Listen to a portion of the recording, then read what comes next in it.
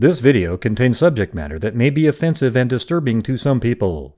If you are the type to require a warning throughout a video or show, let this message serve as your warning. This channel discusses the harsh reality of true crime. If this warning is not sufficient for you, consider a different genre and unsubscribe from my channel immediately.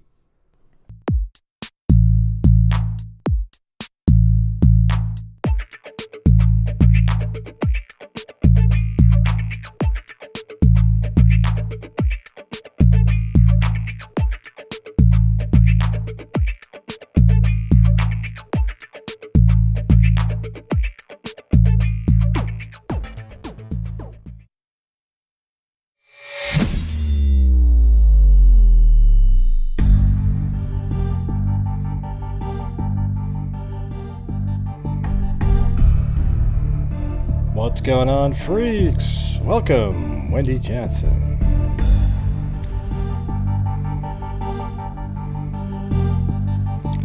Oh yeah, I was going to show you most this morning. Just a second. It's too loud. So last night we were trying to donate $500 to Wounded Warrior, but I don't know, it seemed to have a problem, so I sent it in this morning to see if it would work, and then it works. So let me yeah, so here it is right here. Thank you, Gray, for supporting Wounded Warriors. Now you can't see it with the crap on the screen there, but if I zoom in, well, I can't really zoom out, but anyways, so thank you, Gray, for supporting Wounded Warriors project. Your donation helps fund our mission, and down here it says 4/16/2023 11:46, and you know, the rest of that's all the other information stuff that you can just find online about anybody these days. You know how it works.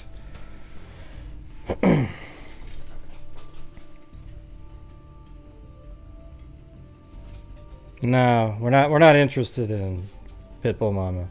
Nice try, good way to go try to sell somebody else's show. Get out of here. JLR is about as knowledgeable as a fly. I mean, it's unbelievable that you would even talk about that. Like it's. Hey, welcome, Katie Lucas. All right, so there's a missing person case. There's almost hardly any information on it at all, but I thought we could try to, you know, do a crowdsource type of thing. I don't know if somebody could call in if they know something about it, or you know, just it's crazy. I mean, I've talked to the mom on Messenger. You know, she has told me a few different things, but let me get this out there really quick.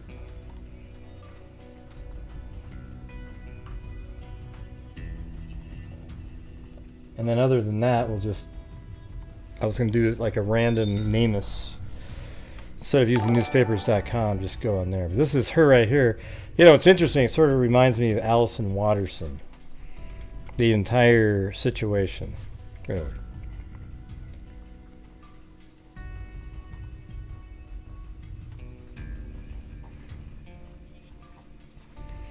All right, so it's all, and look how short the article is. This came out earlier. Apparently there's supposed to be something on the news this evening, so if somebody finds that, make sure you let me know about it. It says, police looking for missing woman believed to be traveling to Sandy, Oregon. It says, police are asking for the public's help in finding a missing woman believed to be traveling to Sandy. Sandy police said on Wednesday it was contacted by the family of 21-year-old Breaja Daugherty. She has been living in Portland. On Monday, it's believed Daugherty was using public transportation to travel from Portland to Sandy to visit family. She has not been heard from since. And so this is the location that I guess apparently she sent a ping to a family member at one point, just like to check in. And it was right here at Burnside and 162nd. And you can see that it's right on the transportation line. Max, we have like a, a light rail system here where you got electricity and it runs the and I guarantee it, the electricity that's running the Max line isn't wind generated. Bet money on that. Yeah. And by the way, thanks up there to Cheryl Bullock. I've got another day and a half left of my Paxlovid for my COVID stint here. I think she's like 21 years old. I just read that. So she's 21.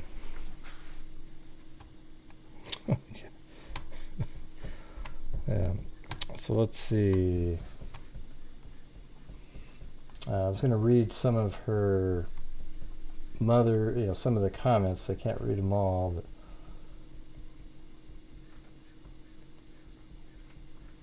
might take a second. But if somebody comes upon the article that's supposed to be coming out this evening, that'd be great. So she said, I made contact with her earlier today, and she said, I asked, is there anything I could do or anything, and she said, unless the police give it the okay, I have 2 law enforcement departments handling my daughter's case, working together for us. Multnomah County Sheriff's and Portland Police Department are both working her case. Unless they give me the go-ahead, I'm not doing interviews. So she said her daughter will be on the news tonight. So something's coming out. She's never gone missing like this before. That much I can tell you. Even in drug addiction, she has never gone no contact with both me and her father and all of her friends and family. She has always spoken to at least her dad or one of her 5 top people, and nobody has seen or heard anything from her. Her boyfriend was the last person known to be with her. So that's where it sort of sounds like Allison Watterson, right? And there's a couple of videos that the boyfriend put out, and they look like he has bite marks on him, but he denies that's what it is. Let's see. Got them recorded here. I'll show you in a second. But yes, everybody, if you'd like to help support the Grant Hughes Investigates YouTube channel, allow us to keep doing these shows every single night. Had a pretty slow one last night. Tomorrow's going to be another one of those long days. I don't know if it's a Daybell. Is a Daybell trial tomorrow? 2? Pretty sure that Letitia. People are acting like they're super sleuths out there for noticing that Letitia Stout was flipping people off. Who cares? I mean, the judge even told us at the end.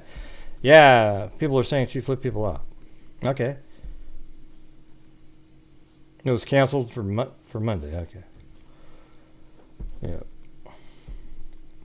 Yeah. So, anyways, when you guys support the channel by becoming channel members or super chats and whatnot, I donate over 50% of the revenue to true crime related charities, and we've given over 143, almost 144,000 now so far. Well, actually it's over that because I forgot to add in the numbers. So hold on 1 second while if I don't remember to do this, I'll forget. So let's see. Gotta add that.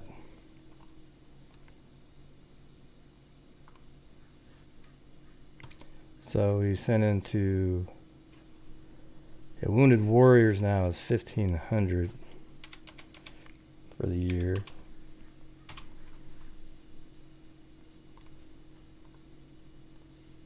Okay, and then we've got, I have to wait for this folder to load up. Those files are so huge.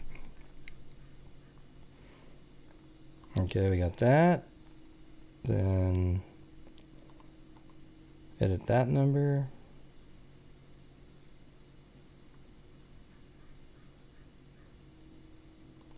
which is 144,250. That's crazy. Almost at 150.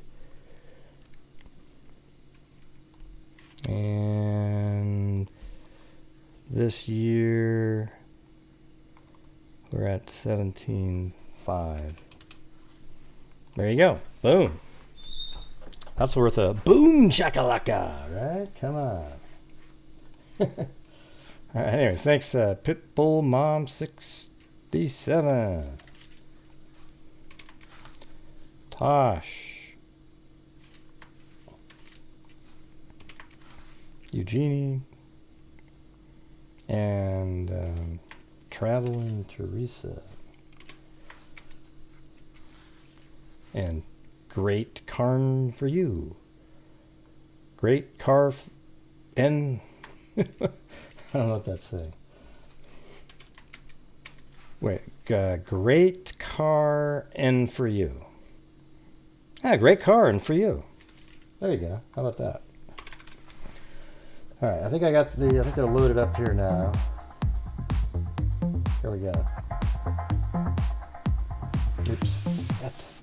Where the hell did it go? Sorry, no disrespect.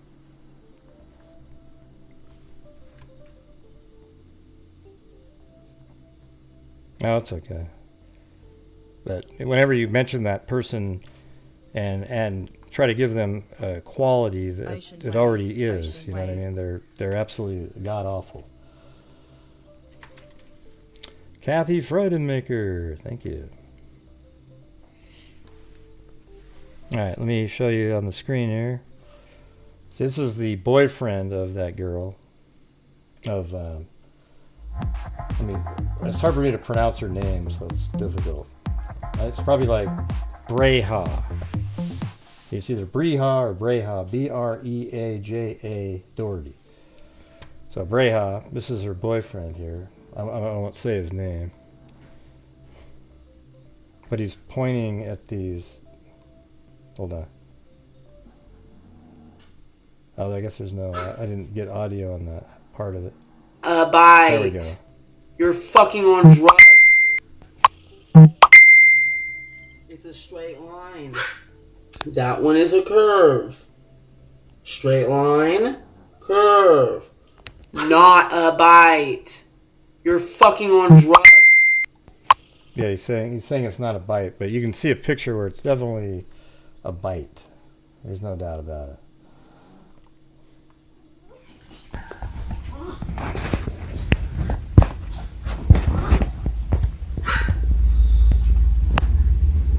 And they're saying that's about where you would be if you put your hand around somebody's face trying to smother them. That's probably where they would bite you.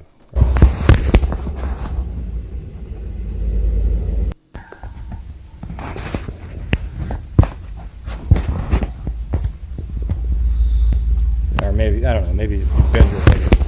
Hard to say. I guess it'd be hard to bite that part though. But that's definitely a bite, right? I mean, look at that. Look at that. I mean, look at, you can see where the teeth, I mean, does that look like anything other than a bite to anybody?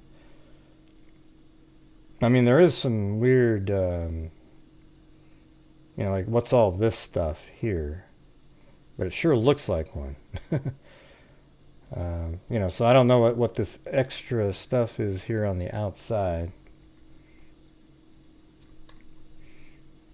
But what we're trying to do on the show, if there's somebody out there that knows something about this case, go ahead and send it. Okay? She seems like a pretty cool lady, the mom. She, you know, she has to deal with the same crap I do in Oregon. Yeah. So she went missing, you know, like 4 or 5 days ago, and apparently she did have a court hearing to go to, and now that she's missed the court hearing, there's a warrant, I believe, for her, but it wasn't really like this big charge. So she was, or her mom says, oh yeah, she was just going to go and deal with it. So is it related to that somehow, or doesn't sound like, because I specifically asked, is her going to court, does it have anything to do with her boyfriend? And she said no. So that would just mean it was some other thing, and so there wouldn't be a reason for her not to say something.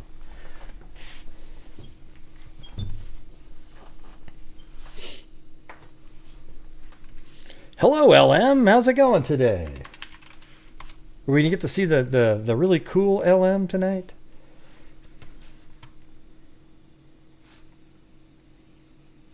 All right. What was the last comment the mother made was, I said, what was this? I'm talking to detectives right now. Just blew my daughter's case wide open, and I know what happened to my daughter. You'll get a briefing after the arrests are made, and I'm allowed to talk to you, and I can give any more information. So she won't be able, she's been really good. Like, she hasn't shared technical inside information of any kind. So, you know, I mean, I'd like to hear it, to get it out there, but I mean, sometimes there's cases where I don't know what that means, LM. What does that even mean? Grady, you need money because you delete everything I say. Does that make sense to anybody? Can anybody explain the meaning of that? Gray, do you need money because you delete everything I say? Please, somebody.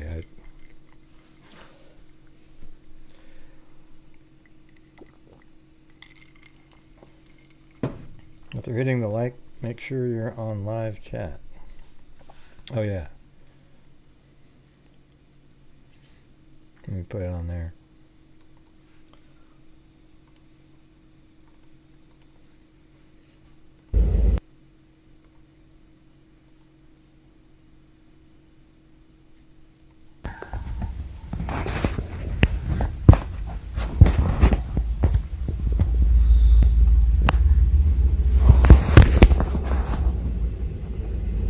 Oh, is that what she's saying? What are you talking about? That's not what I asked you what she said. She said, Grade, you need money because you delete everything I say. What does it have to do with, we can see you? I don't get it, what you guys are even referring to there. Yeah, I don't know why he's showing that. I think it was on him, so he wanted to try to give an alternate story for what it was. I mean, who knows, right? Who knows?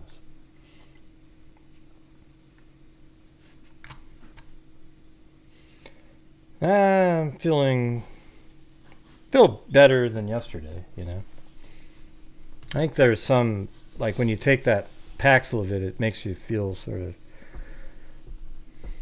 I mean, it's a hell of a lot better feeling than when you're sick. Let's put it that way. And I tell you what, if anybody gets COVID out there, just immediately find a way to get Paxlovid from your doctor. Absolutely, just gets right in there and kind of just stops everything where it is, and it starts going down. It doesn't keep spiraling out, getting worse and worse and worse. Pretty crazy. Yeah, I'm not sure he's going to do that. I still don't understand with anything that you guys are saying up in there.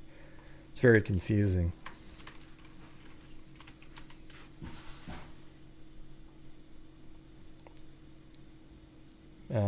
So all I see from her, you guys don't see the comment that I'm referring to?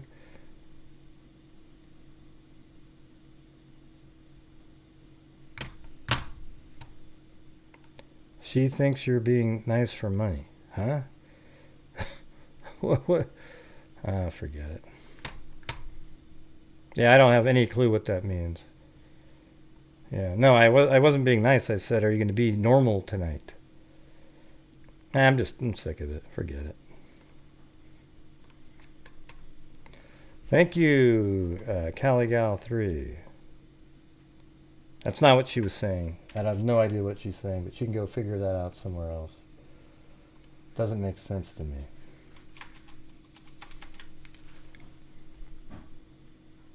Yeah, well, it's gone now. So. Well, she probably has so many of you blocked, you can't see her comments.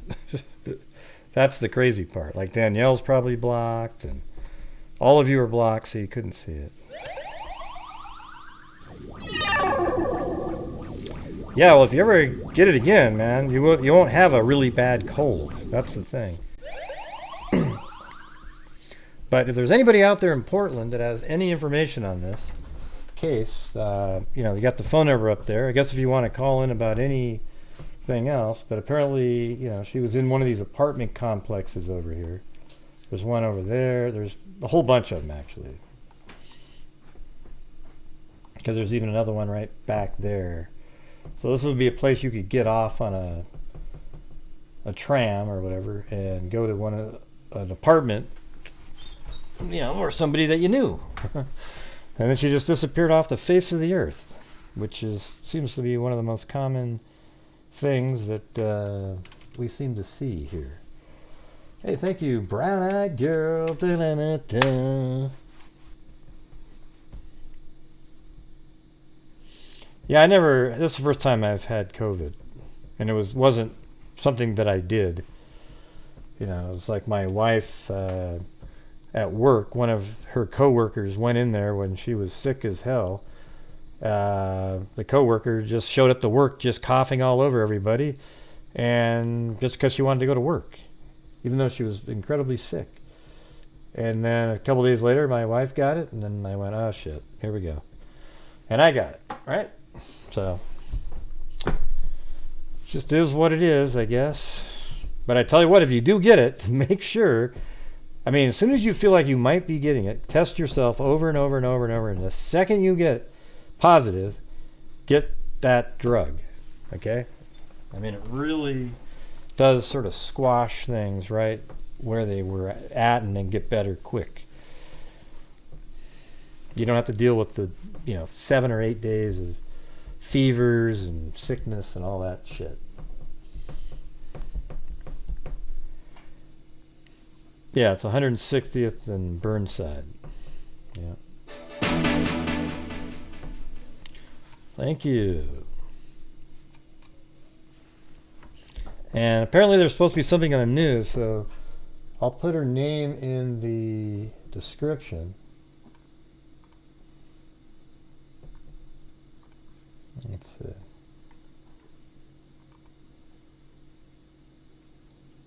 Actually, I have it right here. Or it's in the description, but in the chat there. Okay, so that's her name in the chat. If you look it up somewhere and you find something, let me know. I mean, there's a whole bunch of people commenting, but nobody seems to know anything. I'm sure the mother knows something, and she can't share it. It's Paxlovid. Paxlovid. And well, I've read online where they're kind of wishing it would be for everybody. Yeah, somehow they want you to. Well, do you have a condition that puts you into a? Why do you have to be in a condition that's going to put you in a dangerous, a pre-existing condition, like a heart problem or this or that or the other thing? That doesn't make any sense to me. This should be a drug that it could help everybody just kind of weather the storm, as it were. It's ridiculous.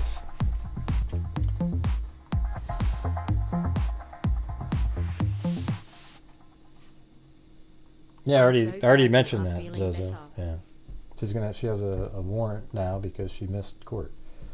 Yep. I just said that a few minutes ago. She was supposed to go to court. She missed court. Now there's a warrant out for her because she... But that's not why she went missing before her court date. It wasn't like... She wasn't planning on missing it. Yeah, maybe there's a supply. I don't know. I don't think so, though. It's all over the place. Yeah, we know it's experimental use. It's not really, when you say experimental use, it's more, that's not what it's called. It's emergency use authorization. Yeah, they've been using it for a while now. It works great.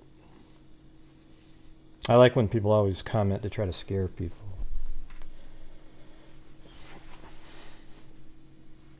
Mm-hmm. Yeah, something about unauthorized use of a vehicle. So what that means is you were using, whether that means you stole somebody's vehicle or somebody was angry at you because you took their vehicle and then they reported you missing. I mean, not missing, like reported it stolen, but it wasn't really, you know what I mean? Like,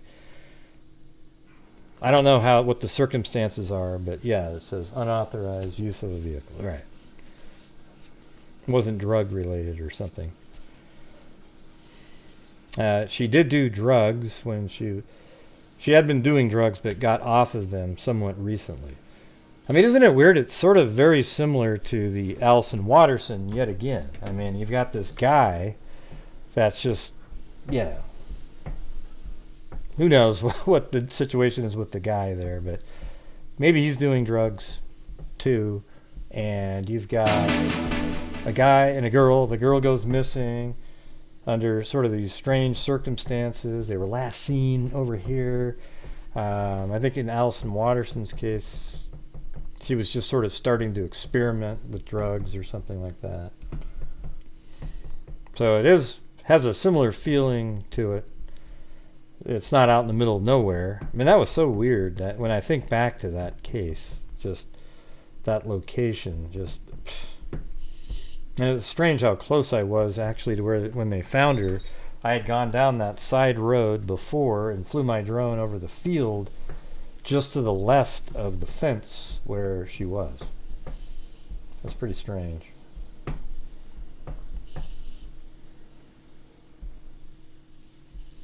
Thank you, Missing Person Cases Network. And thank you, Fly By Night.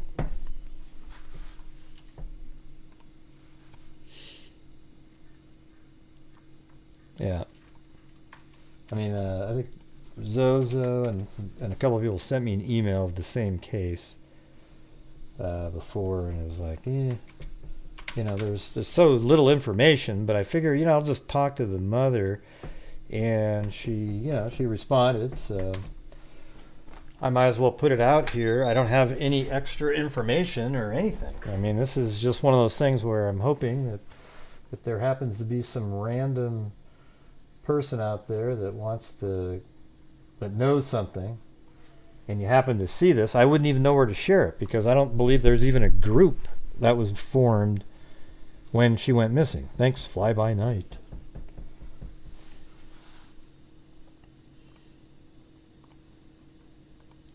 You know what I'm saying?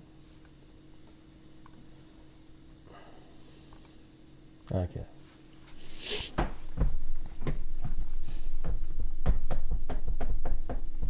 Well, let me see if I can weed through some more of the conversation that I had. Maybe that'll...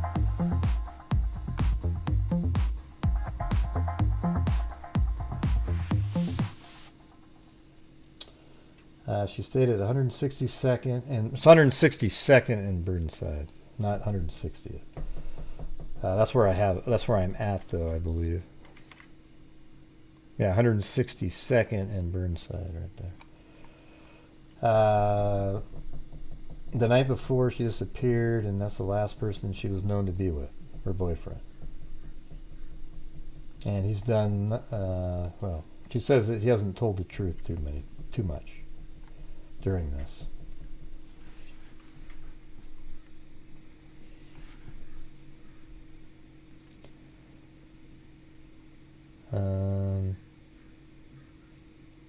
Okay. I said, hey, can I do a show later where people in the area can call in and give info and tips? And she said, sure, but I'm not going to lie. I'm not going to take many to them too seriously, because we've got a lot of cover-up looking diversions come through already.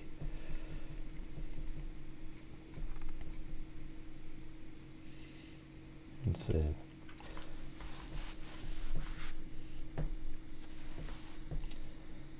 We gotta find her, man. She's never gone missing like this ever, not even in drug addiction. This is not what she does.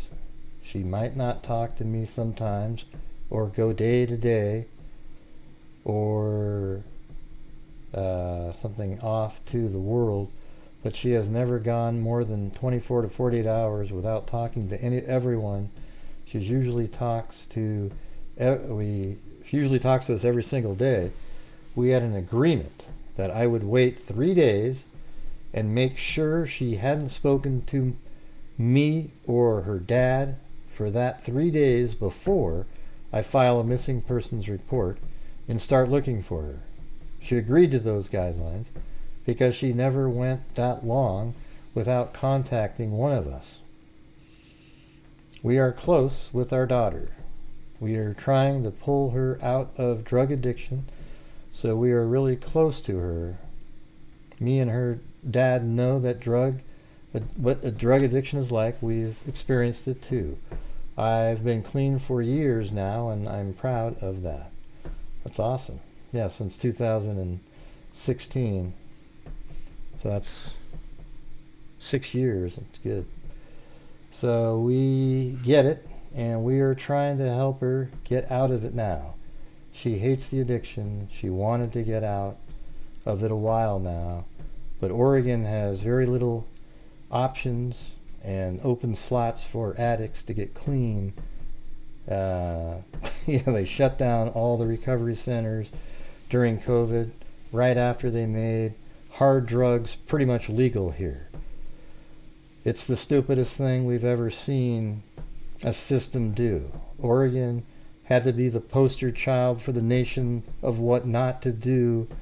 Man, we are top slot for addiction and last shot for recovery services. That's really hard to do, both of those. It's hard to end up the worst state for being addiction. That's why there's so many people that come here. Like, we have the largest homeless population. But doesn't she just sound like how I sound when I talk about Portland? I mean, it's just it's ridiculous here. It's embarrassing. And she said that's failing leadership and system altogether. Wonder how many of our kids they're going to let die from these addictions because they flooded our streets with drugs like they did in the 80s before they finally start doing something to correct their clear and undeniable screw-ups. So, yeah, totally agree with what you just said there. So, yeah, I mean, it's ludicrous. People come to Oregon. We were like the runaway capital, but Seattle, Portland. That's where everybody comes because we're so pro drugs. Yeah, wow, you can just live out on the streets, and I mean, it is disgusting, everybody. And it's such an easy problem to deal with if you don't have tolerance for it. Okay, you make a place, but there's no tolerance for those same individuals to be crawling around, sleeping in tents in the cities. What I would do is take a park somewhere, that's way outside of the city limits where it's not going to really affect a mass amount of people, and build like a little community there and have multiple police officers that work there 24/7, and that's where people get to stay. When you leave there, you have to come back there. You don't get a pitched tent in a city. Does that make sense? Yeah. Great, that's not fair. What about the guy? I don't give a shit. Okay? I don't. There isn't a what about scenario. Okay? It's black and white. There is no gray area, pardon the pun, in that case. Okay? Yeah. So anyways, it sounds like, you wonder, is there drugs or something involved here, even though she was off for a while? We just don't know.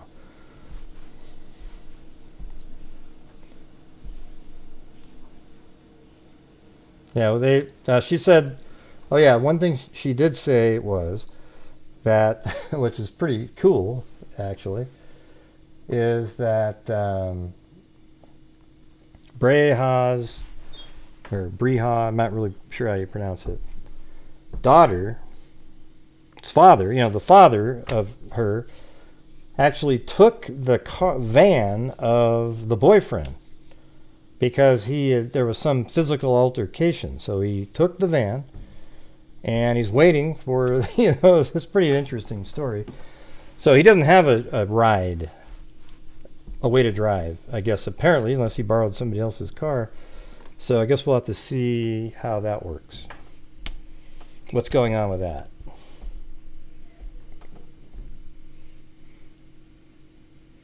Yeah, it shouldn't be allowed in our country, Jim. You should not be able to pitch tents in cities on streets. It's not your property, and it's disgusting, and it is anti-law and order.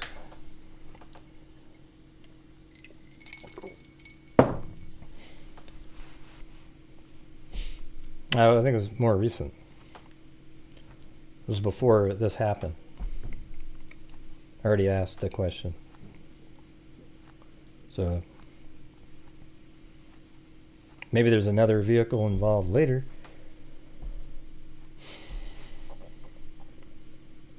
No, it's Seattle had the autonomous zone.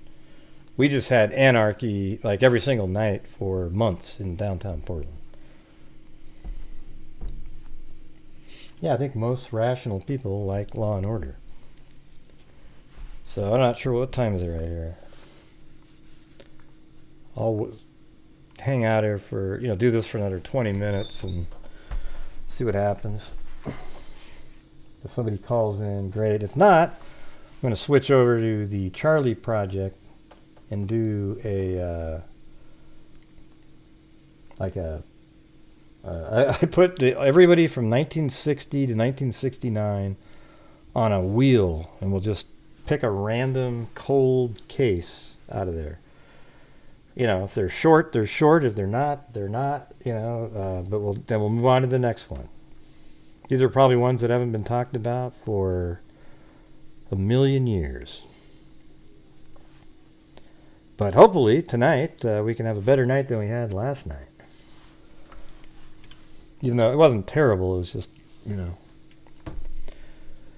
those, I don't, actually it's sort of fun doing the long Letitia Stout trial days. It's just something that's playing, you're following and listening. I don't have to sit there every second staring at the screen, but, I have to make sure that during the breaks I have to stop the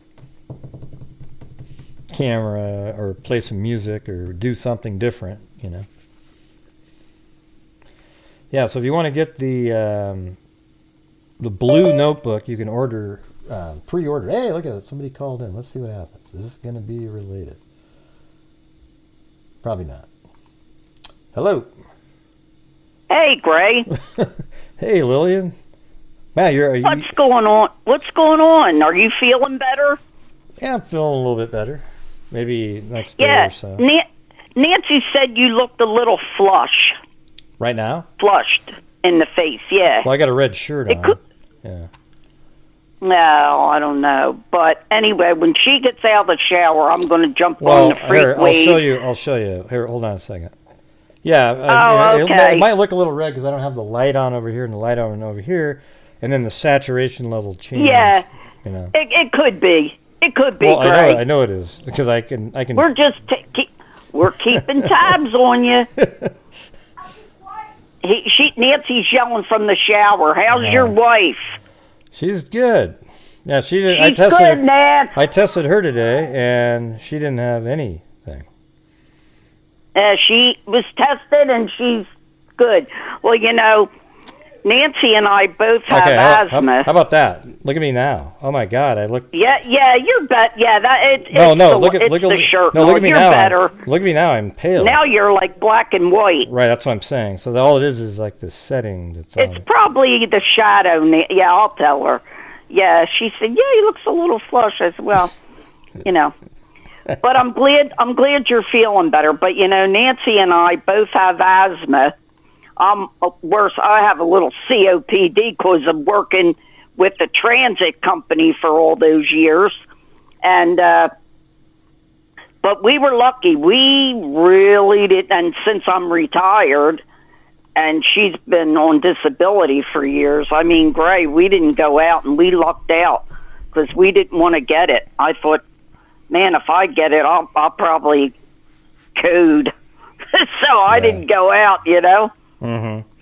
Yeah, but I think if you get that Paxlovid stuff, it works great. Yeah. Well, I'm hoping that I stay away from that. But this kid, you know, a lot of people say, well, you know, if she wasn't on drugs and this and that, you know what? You don't know until you walk in somebody's shoes. Not everybody just wants to do drugs or drink to excess. You know, addiction is a horrible thing. I haven't drank for 43 years now. I think it is, since 1980.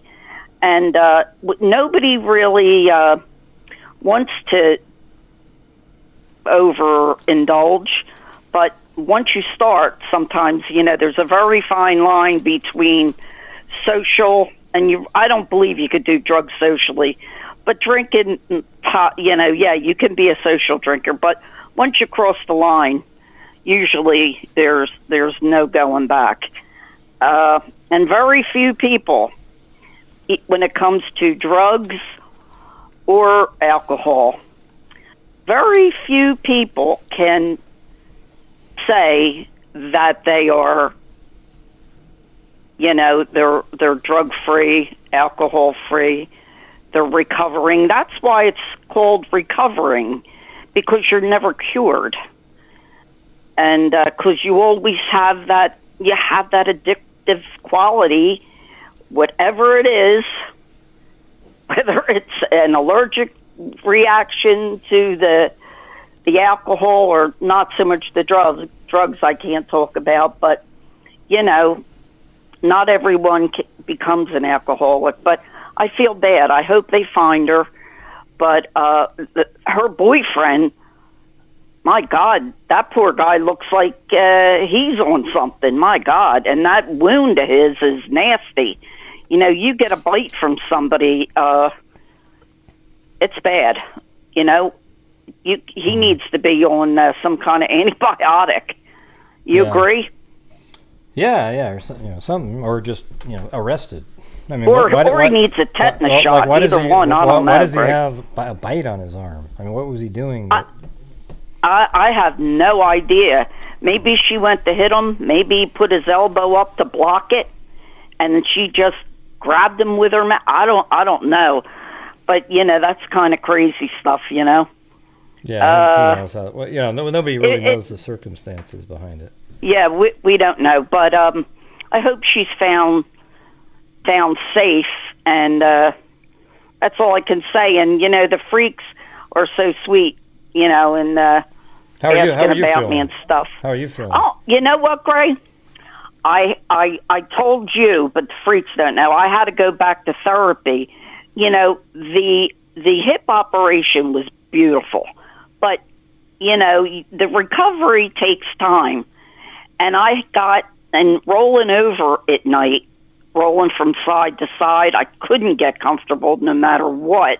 And I don't sleep anyway, but I had some tendinitis in both groins, right and left. And it started to get painful, and I'm thinking, what did I pull this hip out of whack or what? You know what I'm saying? And so I went back to the doctors, and he said, no, you're good. Took an x-ray. He said, but you got a little tendinitis in your groin, and I'm going to give you some medication, and I'm going to send you back to therapy.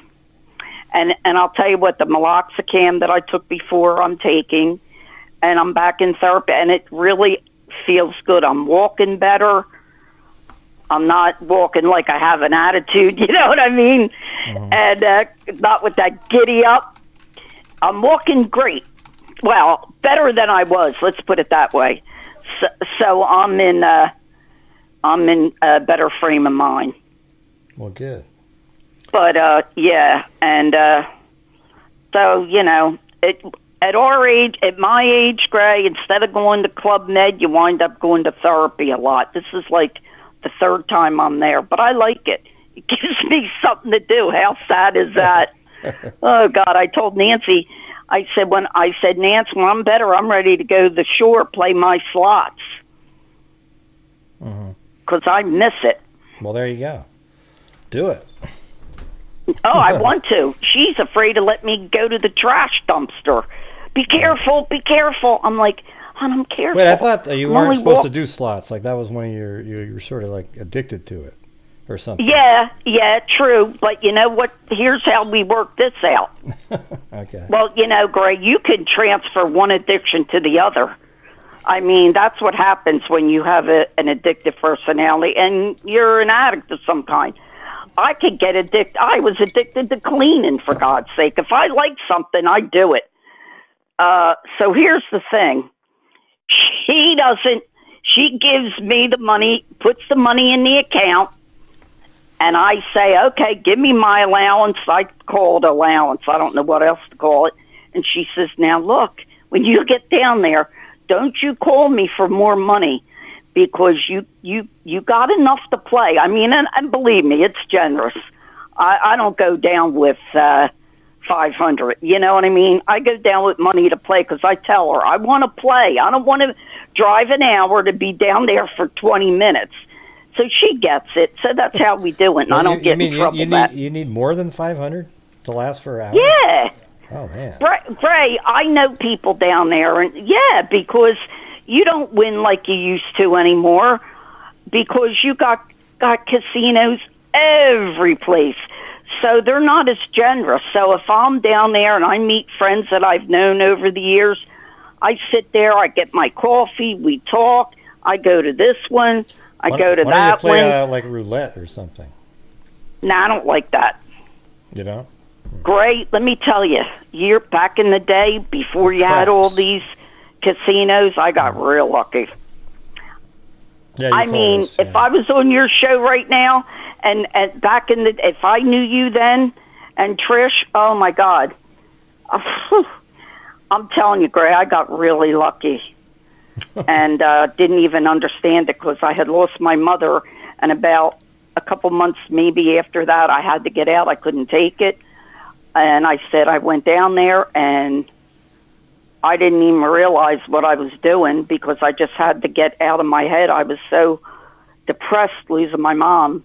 She lived with us. She was the last family member, and I couldn't handle it. And from that point on, because I used to take her down with me, and from that point on, Gray, I won. I won for years. When I tell you that, I was a high roller. Everybody knew me down there. I'm telling you, it was unbelievable. But it takes you down. It's like anything else. Yeah. It lasted for a long time, but it takes you down. It's an addiction. They're not there to help you or make money or get rich. They're there so they can take your money, and that's eventually what happens. So you have to do everything in moderation, and if you don't, you can get in a lot of trouble. But I hope this girl is sound. It sounds like the mother knows, but like you were saying, nobody else does. And Gray, have you heard anything on the Delphi case yet, or the Idaho 4? No. Anything of importance? No. No? No, there's a lot of like rumor mill bull crap out there, but I just forget it. All right. Well, hey, I'm glad you're feeling better. Sounds good. Yeah, I am. A lot better. And like I told you, Gray, when I'm not up to it emotionally, that's the only. I got you on and watching, but I might not be talking or anything. But as soon as Nancy gets out of the shower, I told her I want to donate a little bit because I don't know how to do it. She does it. Yeah. Whenever we got our tablets jammed up. I can't do it on my tablet. Tell Nancy to pretend I'm a slot machine. Okay, there you go.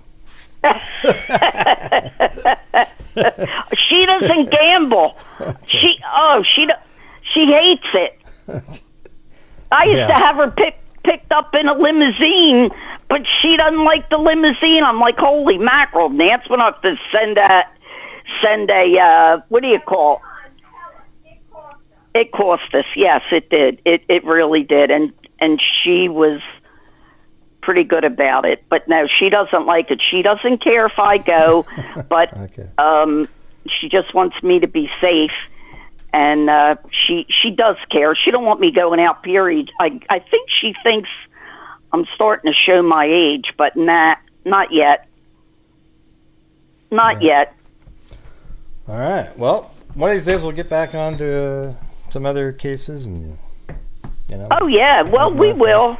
We will, Gray. And I hear it in your voice. You're not up to snuff. What do you mean? I'm not feeling well, good? you're just I can tell you're you, but I can tell that there's something nagging you. Well, I don't really feel that great. That's what I mean. That's what I mean. You're not up to snuff. You're not feeling your best. See, Gray, this is Jersey lingo. That's what that means. You're not up to feeling yourself. You're not up to snuff. That's what we say. Or at least that's what I say. Well, it's also that's like it's also kind of one of these things. Like I do these shows, and we have these nights where it's just so where it's dead. Yeah, it's dead. Like nobody send. Like we don't do the super chats, and that's kind of what really helps the channel. I plus know, and the it charities gets you. that I we know that. Go send money to. I send so much money to there, and it sucks that it's going to start slowing down. But so it gets a little bit. But you know what?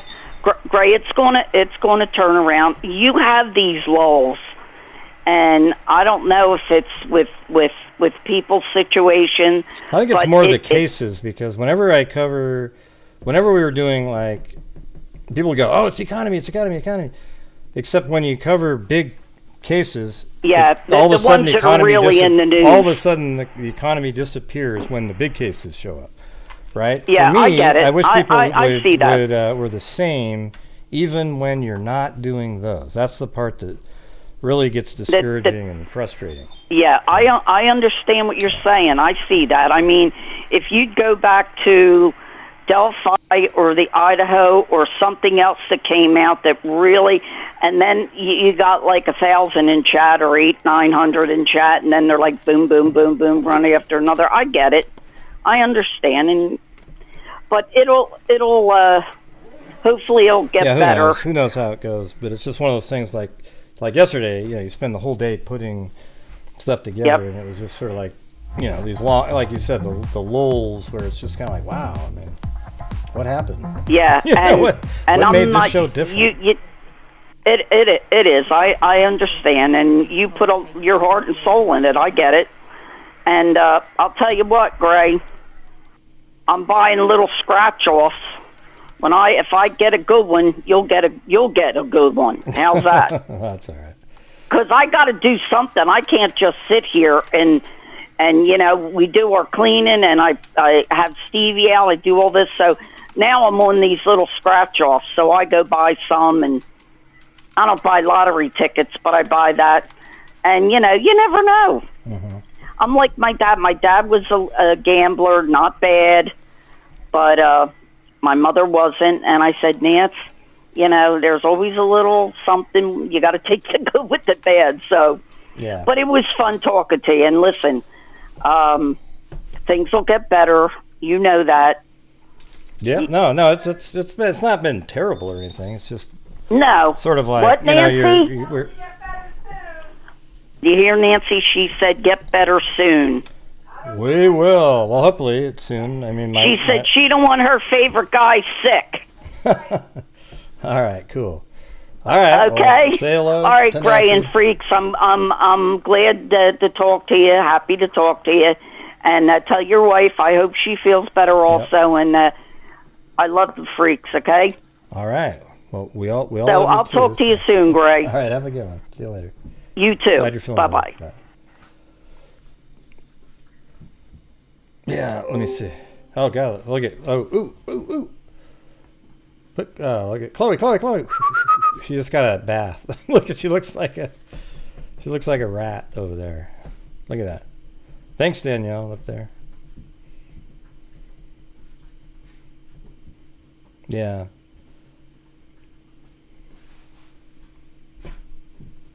Wow. I think it's so funny watching that when they do that. There's a blanket right down here you could be using.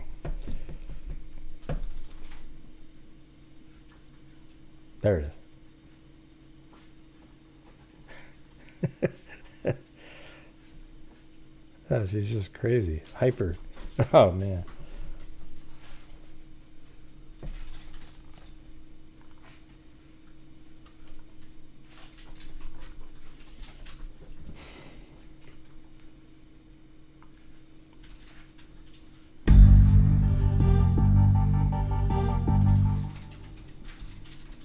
All right, I'll be back in a second.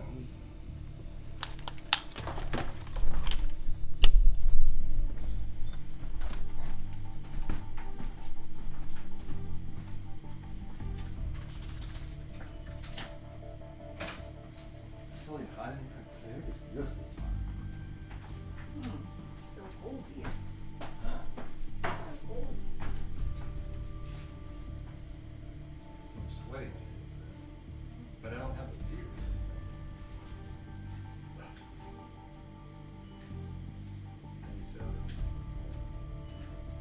97.2.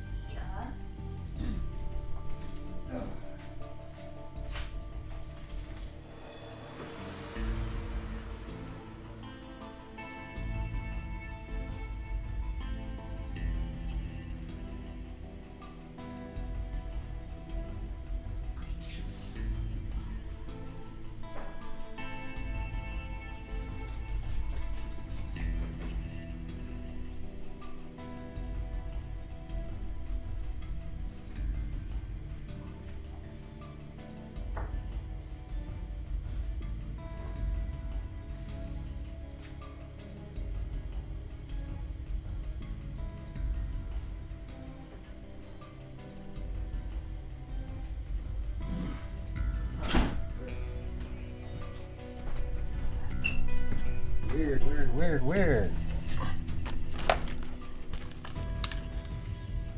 That was weird. Anyways, it's Blue's turn next. Thanks, CG. Man, it's brutal in here.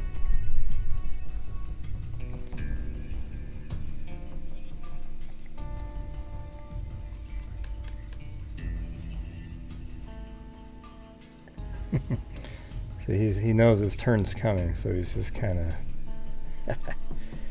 you can just see it on his face. He knows. All right, we're gonna just nobody's calling in. I don't know if anybody called in on that. I was just giving it a shot in the dark.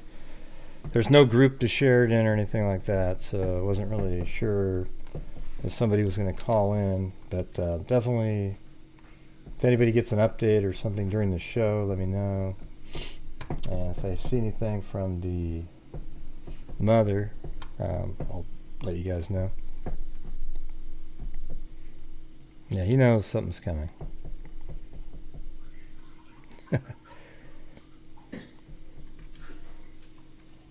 Danielle loves Blue's excellent manners and and what was the other word? Patience. And Taco, wow, Taco Queen got a. You're not gonna have a taco dancing, but that was a good introduction to. I love Blue's excellent manners and patience.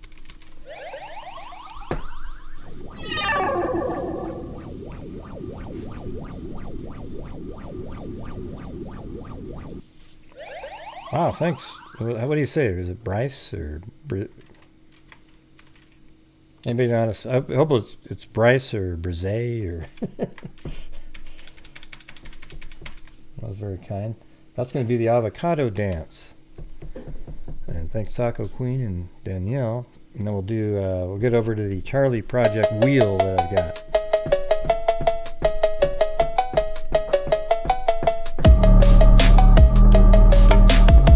Oh my god, and then Travel and Teresa at the same time, you guys. What the heck happened? Traveling Teresa.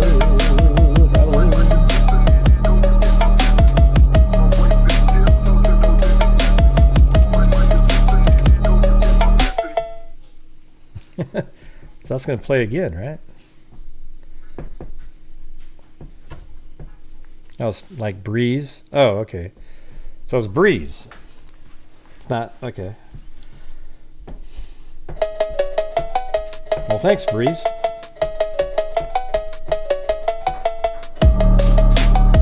Look at Blue. It's like, hey.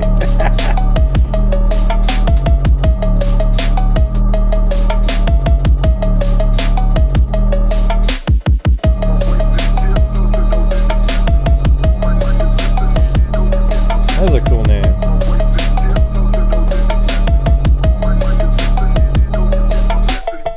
Wake up, everyone. Thank you. All right, what do we got? Wait, did I get a message somewhere?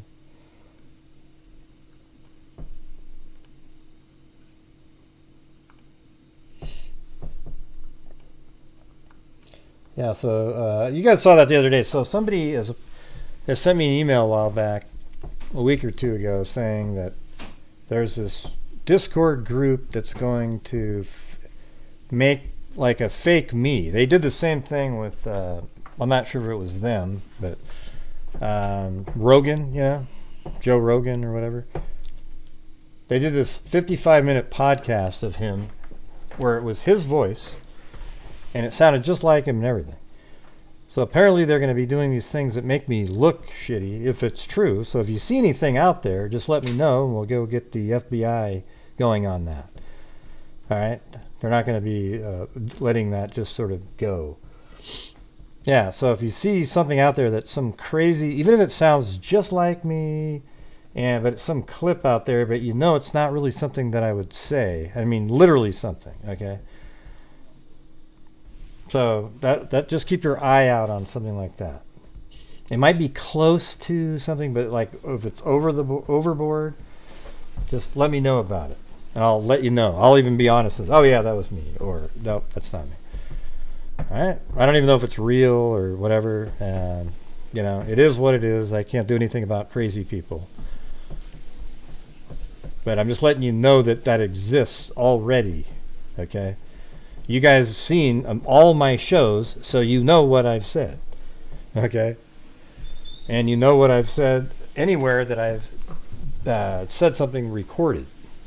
Well, Gray, no, we secretly recorded, and this is what you're... Yeah, okay. Right.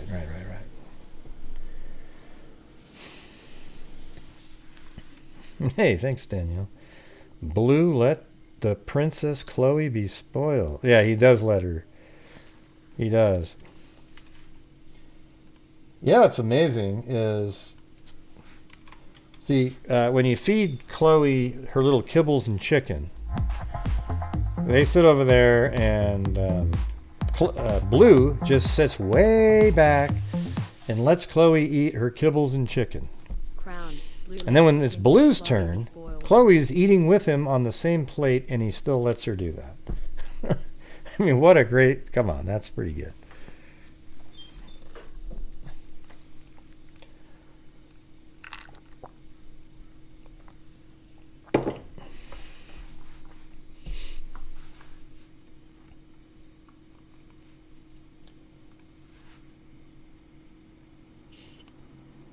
Well, thanks to Lillian and Azza, or Azza, we'll just say, and also Your Gypsy.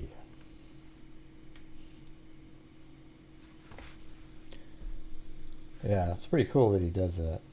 Like a big brother. And that picture from yesterday, man, that was... I don't know if you can get a better one than that. Or Blue's resting on top of... So cute.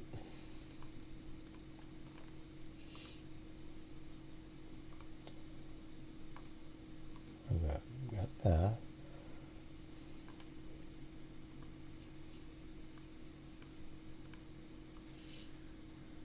All right, we're just going to do this spin. This is a random spin. These are all CharleyProject missing persons from in the 1960s that they have listed on their system. All right. So here we go. I'm just going to click the button and randomly spin and see what happens. That way there isn't any sort of, there's no choice, any inherent bias. All right, let's see. Let's just see what this one is. Who knows what it will, what it'll be, you know? So hold on a second. I've got the actual page up here. And there it is. Might be very little information, and if that's true, then that's all there is, right? So I'll remove that one. Go over here, and here he is. And it looks like there's a little bit there. Now, this is a 9-year-old. So it says John disappeared with his best friend James McQuarrie. The boys were last seen walking to John's Fairfax, Ohio home from the Frisch's restaurant. So I bet you this one, if we went to newspapers.com, typed in James McQuarrie, and then also his name, which was John Hundley.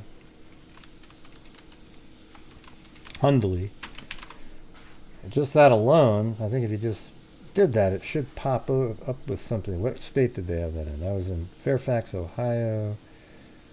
So that's right here.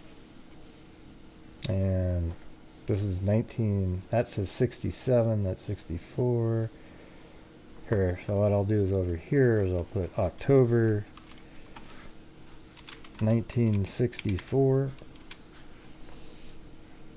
And now we have the actual story.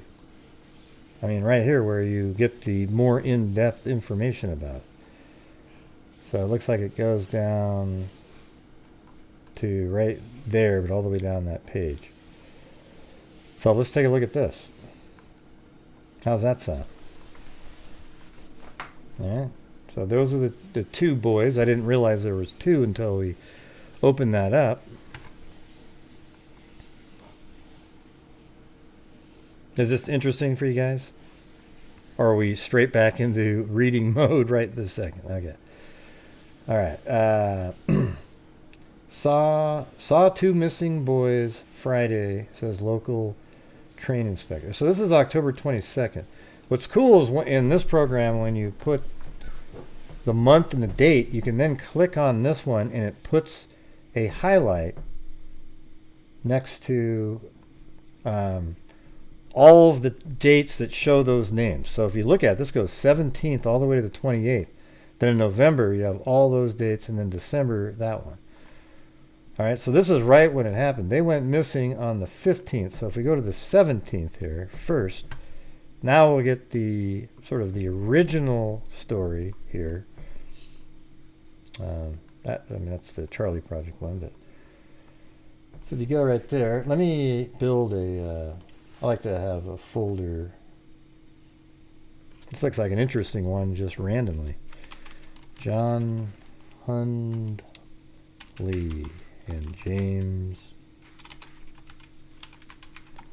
McQuarrie in, I think it was Ohio, right? Alright. I'll throw that in there. So it says, 2 boys, 9 years old, missing in Fairfax. 2 more children are missing. Ew, 2 more. Who are those other ones? The Eastern Hamilton County community in which the tragedy of Debbie Dappin unfolded less than 2 months ago. Concern mounted in the village Friday after it was learned that 2 9-year-old boys, school chums, have been missing since Thursday afternoon. John Hundley, son of Mrs. Gladys Hundley of 3850 Germania Avenue. Let me get to this other screen so at least you can see the dogs that they're playing over there. So let's, might as well put their addresses in there. Hold on, let me get that over there too, though. That one can go in the same folder. That's in case we don't complete it and go to something else.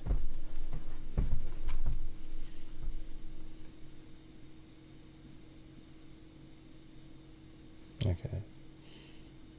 I can close that. And right here, make a new 2023 04 16. Put that right there, and then add a folder with the same name. This is 19. Hold on. There we go. I think that was, ew, shoot.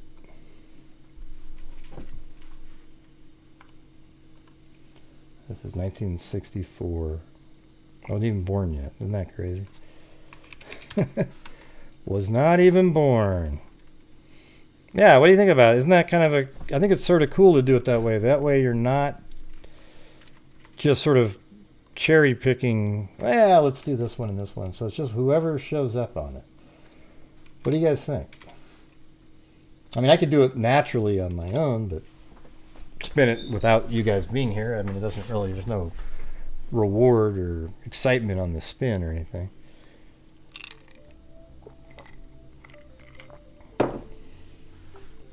I mean, I've never heard of these two, so I don't think anyways. Let me just try. Do I have a McQuarrie? CharleyProject wheel spin, thumbs up. Oh yeah. Oh, do we have echo again a little bit? I think I know why. It's on that other computer.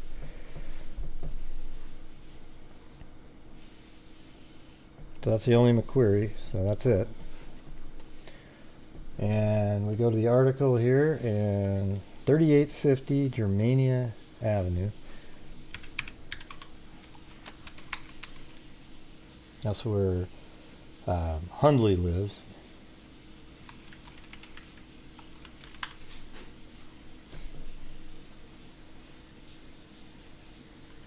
Avenue, Fairfax, Ohio.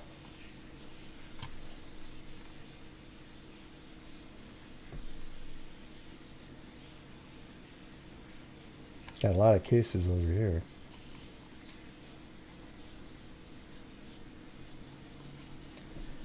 And this is Hundley.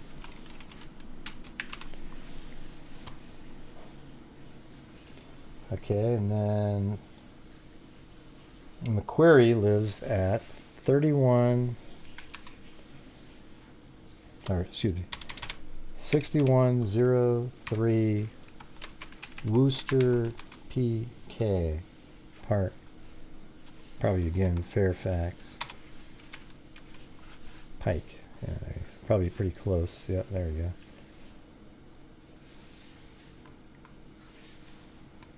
So right there. The hell is that? This is where McQuarrie lives. So this is what I do all day. You know, like when I'm doing these cases, it takes all this time just to get it all in the system. Sometimes we just do it on the show, but so let's see if just, I mean, there's a house right there too. So you kind of wonder if this whole property is actually 6103 Wooster Pike, and that was his house. I bet you that's not there at some point. Yeah, that house is still there. That's 1994. Yeah, so it looks like you can see it. And it's there in 2000. Yeah, so whatever that building is, but I'm wondering if that house right there, we could probably tell if we can go to the front door. Maybe there's a sign or something on it, a number.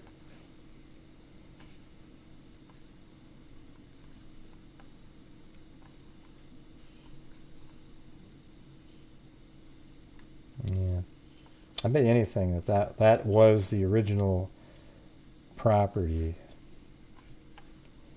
And eventually they built, got it zoned differently and put another building on the property. But I bet you that house right there is the one that looks old. Looks like it's been there. But you never know. You never know. Hey, well, thanks, Tosh. That's I like the nice wheel thing to spin say. and love watching your whole process on the show. Thumbs up. Thumbs up, thumbs up, thumbs up, thumbs up.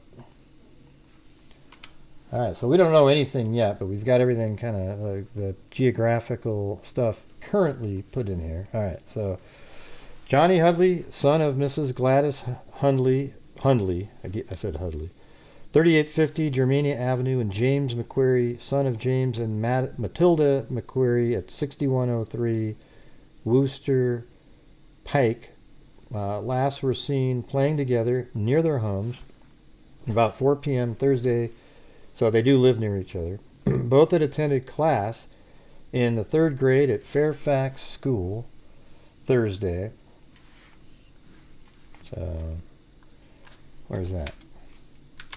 Fairfax Elementary, maybe?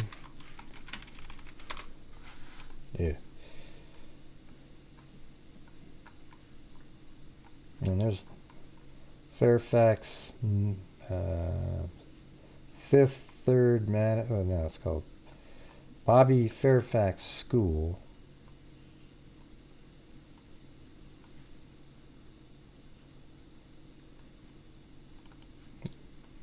That's Fairfax, Ohio schools.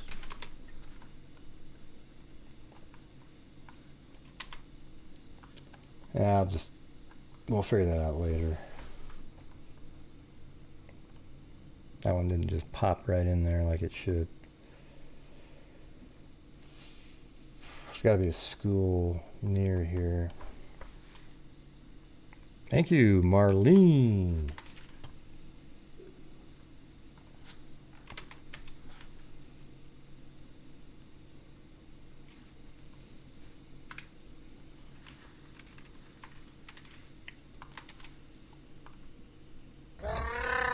Chewbacca. Both had attended class at the 3rd grade at Fairfax School Thursday. Doesn't say A, but it says Fairfax School, like there was a place called that. Thank you, Marlene. Johnny's relatives noted that he was a rather timid child and had always been punctilious. I mean, like punctuous about being on time. I don't know, it says punctilious about being on time to the point of borrowing a dime to make a call or begging use of a phone if he was delayed anywhere. That's such a great trait, by the way. Welcome, Candy Girl. I mean, that's such a great trait. I remember I dated this. There was this girl. We just our first date. I was at a bar and I was waiting for her to get there, and it was like 2 minutes until the time she was supposed to be there. And the waiter came over and said, "Oh, she called and she's delayed over there." And she got there like 15 minutes later. But that was such a big deal to me in my head. I mean, it's like that means they're not just thinking about themselves, they're thinking about other people. They're the type that when before we had the automatic car openers, you'd let them in their side of the car, and they would reach over to unlock your door before you got to go, because I would open the door for the woman to get in, the girl, woman, whatever, to get into the car.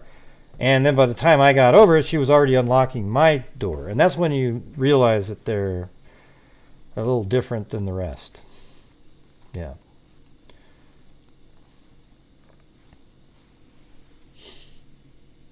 So both had attended class in the 3rd grade. So yeah, we was punctilious, they said.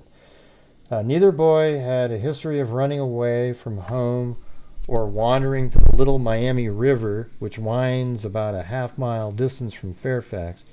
Jimmy is small for his age, and Johnny, not large. Jimmy stands 3 feet 6 and weighs 65 pounds, and blue eyes and light brown hair, wore a blue and yellow horizontal striped shirt, brown jeans, and brown shoes. Johnny stands 4 foot, and he weighs 75 pounds, has brown eyes, black hair, and black hair and olive complexion, was wearing a white t-shirt, black jeans, and white tennis shoes.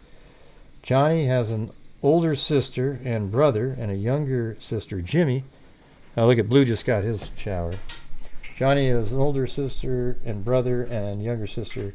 Jimmy, 2 older sisters and 1 younger and older brother.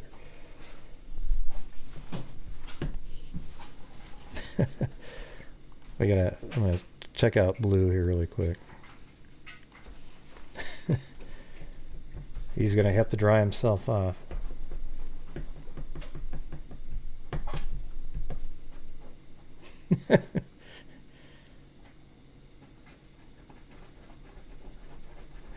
It's so funny how they do that. I don't know what they're doing when they do this. Thank you, Robin Berardo.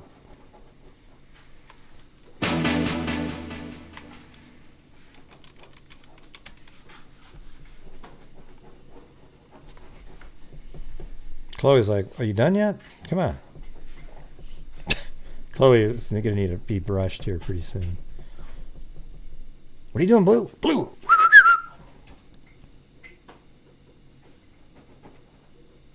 Chloe's blocking the view. Now, anyways, there you go. You got to see it.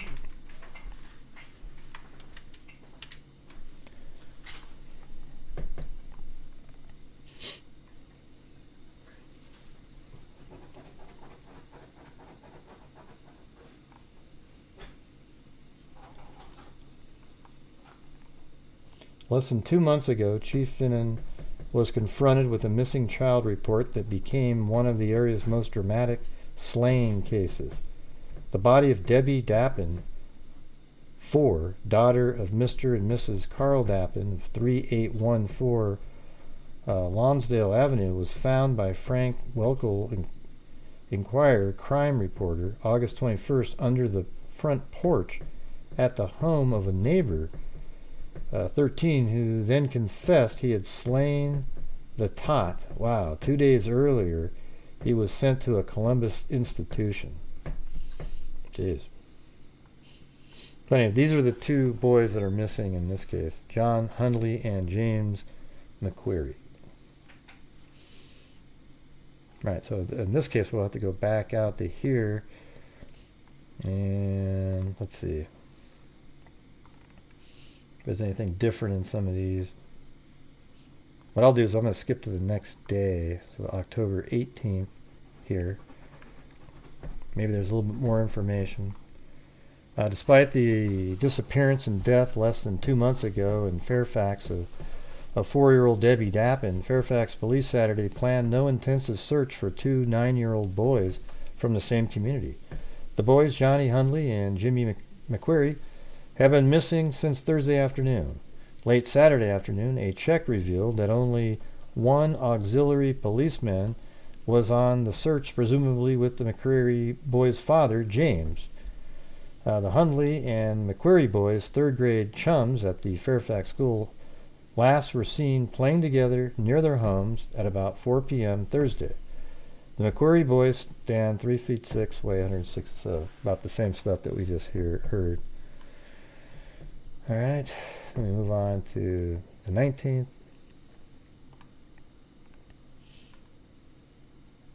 Hey, Tracy. 2 Fairfax boys are still missing.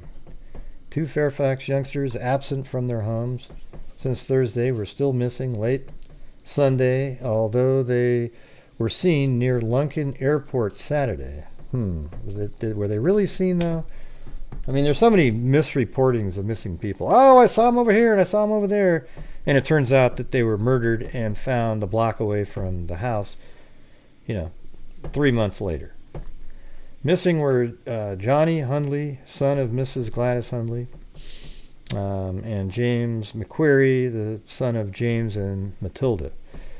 Mrs. Bonnie Gibbs, 20, a sister of Johnny, said a call was received from a man who had seen 2 dirty little boys washing up in an airport restroom at about 6:30 p.m. Saturday.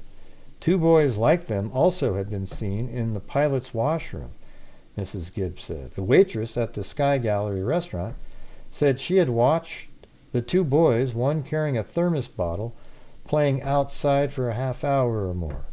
A busboy said one of the boys was wearing a shirt with horizontal stripes of blue and yellow. Jimmy had on such an unusual shirt when he disappeared. Johnny had only a t-shirt with his other play clothes. Mrs. Gibbs also learned that 2 similar boys had stopped at a nearby Kellogg Avenue junkyard and tried to beg a dime to buy a soft drink. A woman phoned to the Hundley home to report that Saturday afternoon, a party of 4 hunters, including herself, had stopped 2 burr-covered boys coming out of the woods near the eastern end of the Beachmont levee and had asked them if hunting was good. The boys said they didn't know because they didn't live around there. Cincinnati 6th District Police searched hangars and the airport environments late Saturday night. Fairfax Police Chief James Finnan directed a party of 24 searchers in the area near Fairfax Sunday afternoon, but neither search produced further clues. All right, well, that was on the 19th, then the 20th. Yeah. Blue does go crazy when he tries to dry himself.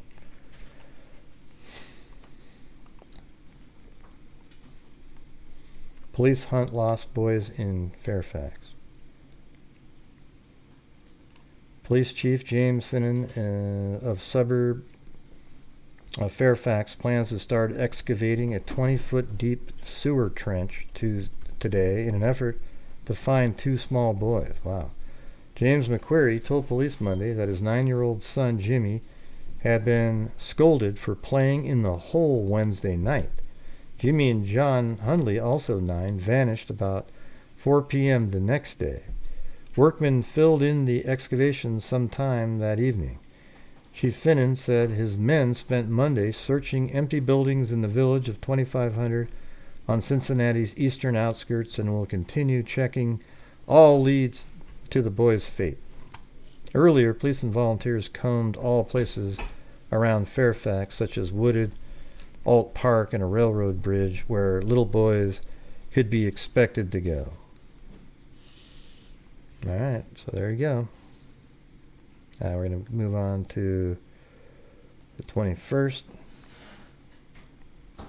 These are the articles that have, and then later on there's usually like one that sort of recaps everything. Hunt for the pair at a standstill. There's nothing new. Okay, well, we don't need to read anymore. This is the first sentence. There's nothing new, right?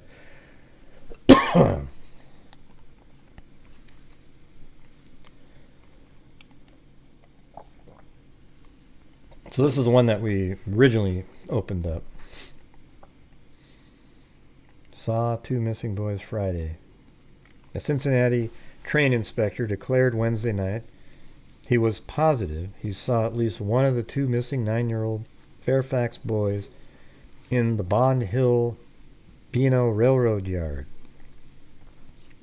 The report by John Clark, Sr., of 424 Stratford Street, East End, spurred hopes that Johnny Hundley of 3850 Germania Avenue and James McQuarrie of 6103 Worcester Pike will be found alive. Mr. Clark, 57, inspector for the B&O, said he was certain he saw young McQuarrie at 9:45 a.m. Friday at the Bond Hill Yard. I wonder if that's still something.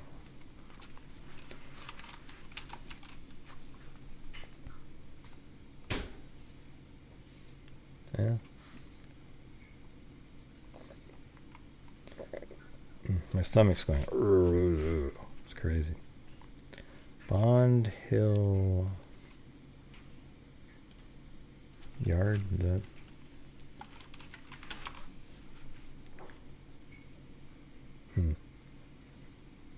That's Bond Place. So don't know. It's probably so long ago they don't have that anymore. No. So he sighted him, thought he saw him, but it didn't turn out to be anything. Then the 23rd.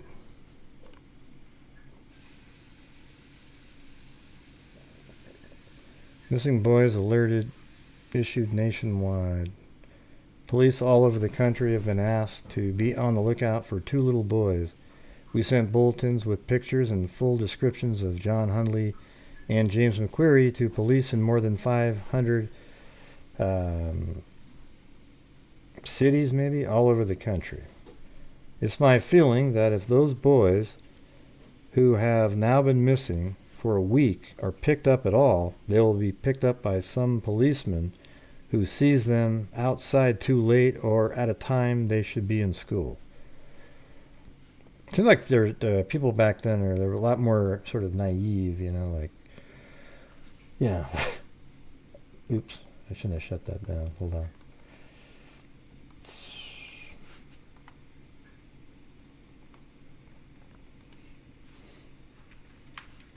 Yeah, they're just hanging out, having fun out there.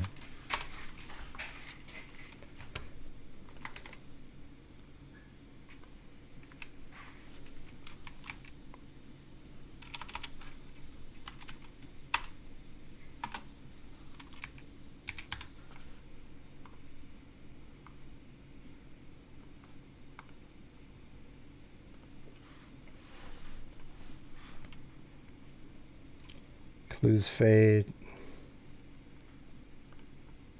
25th. Mother of 6 joins missing person list. So that's about a different case, but they're going to recap that one.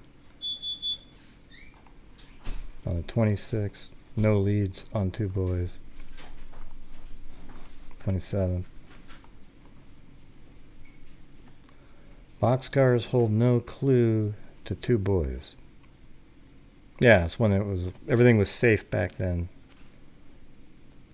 2 boxcars in a Shreveport, Louisiana railroad yard Monday put an end to immediate hopes of finding clues in the October 15th disappearance of 2 9-year-old Fairfax boys. Fairfax Police Chief James Finnan said the 2 cars were the last of a list of cars to be checked, which were in Cincinnati yards at about the time of the boys' disappearance. Earlier, other cars on the list have been traced. And that was pretty smart of them. Check those, Then the 28th. Missing boy's mother still hoping for word. It was my imagination. Let's see.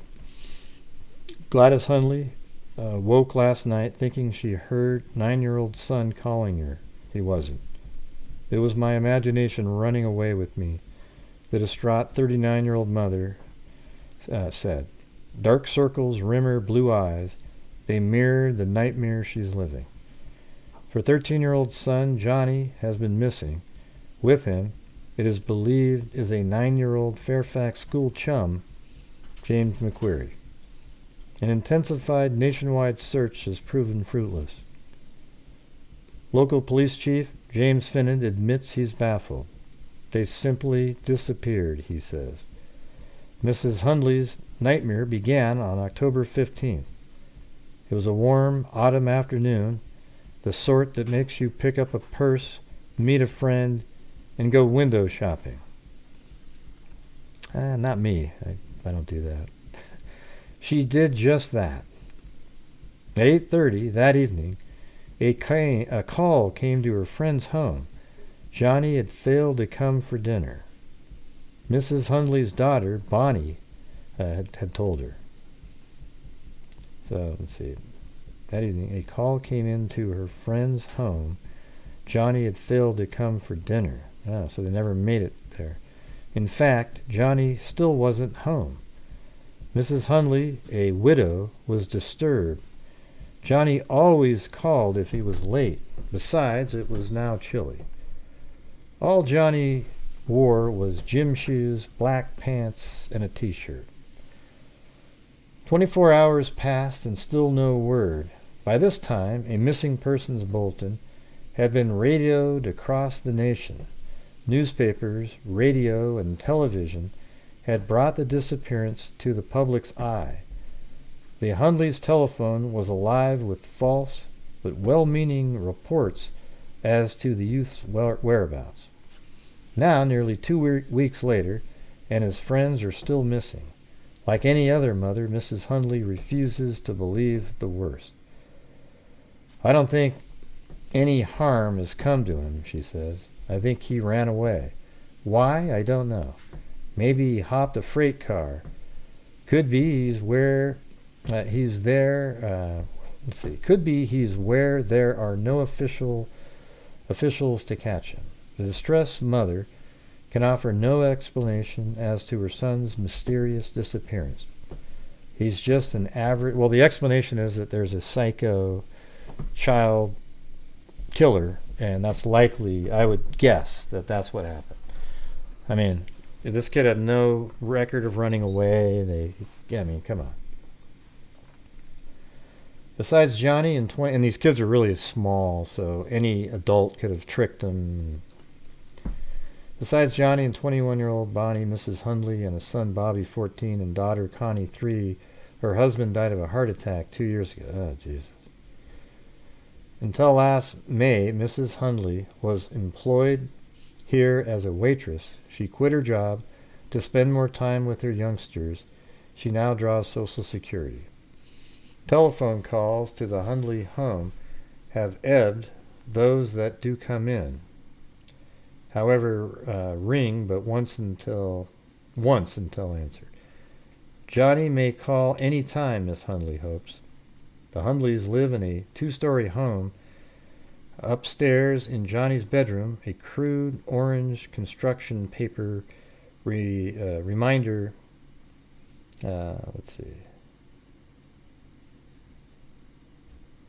Reminder he pasted together reads, "Think before temptation, as God is always near." Johnny must not have paid much attention to it, his mother says, shaking her head.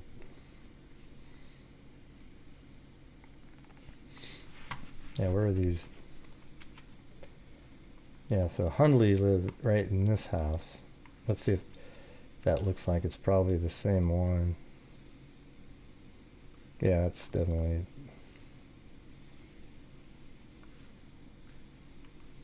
I lived up in this. That's been there. It's an old one.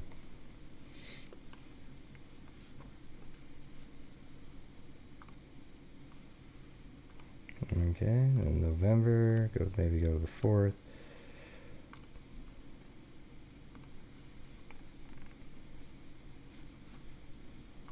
I gotta get some music playing in here. Where is it? There we go.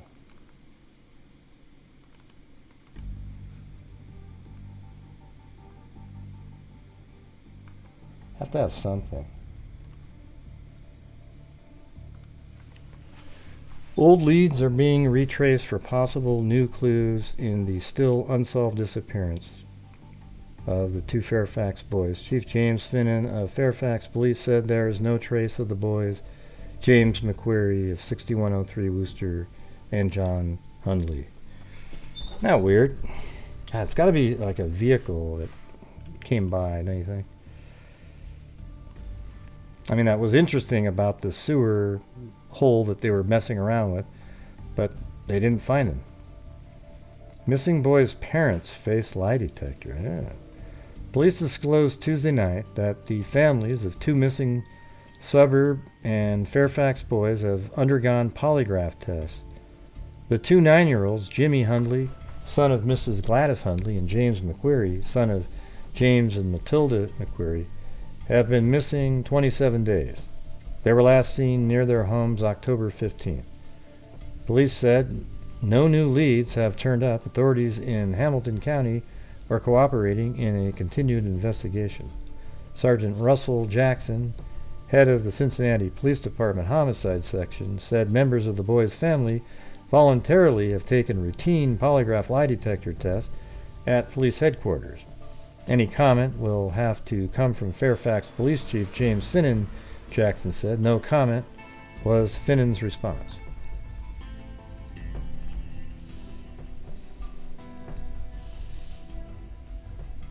Missing boys' parents. Okay, we already did that. 12th. The 20th. Lost boys' parents passed their lie detector test, so okay. They've been ruled out to them. 22nd. Carrier's scars of tragedy. Tragedy struck the suburban village of Fairfax. Another massive blow Saturday morning when 3 Germania Avenue youths lost their lives in an automobile accident. Okay, that's not related. 22nd. 24th. Ohio boys still missing. Tip proves groundless, so nothing there.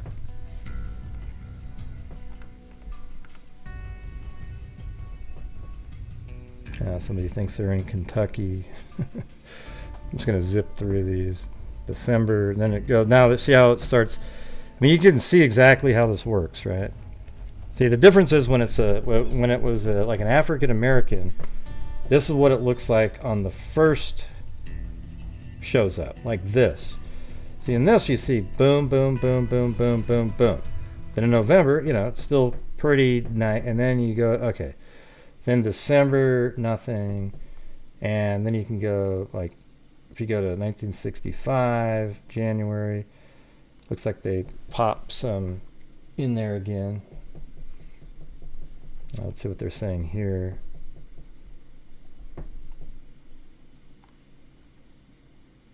Yeah, Cindy, don't forget.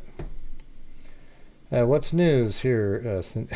Come on, Cindy. Jeez.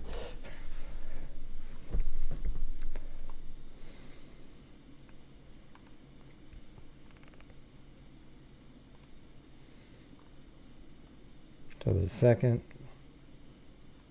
But over here. Thank you, brown-eyed girl. Do-do-do-do.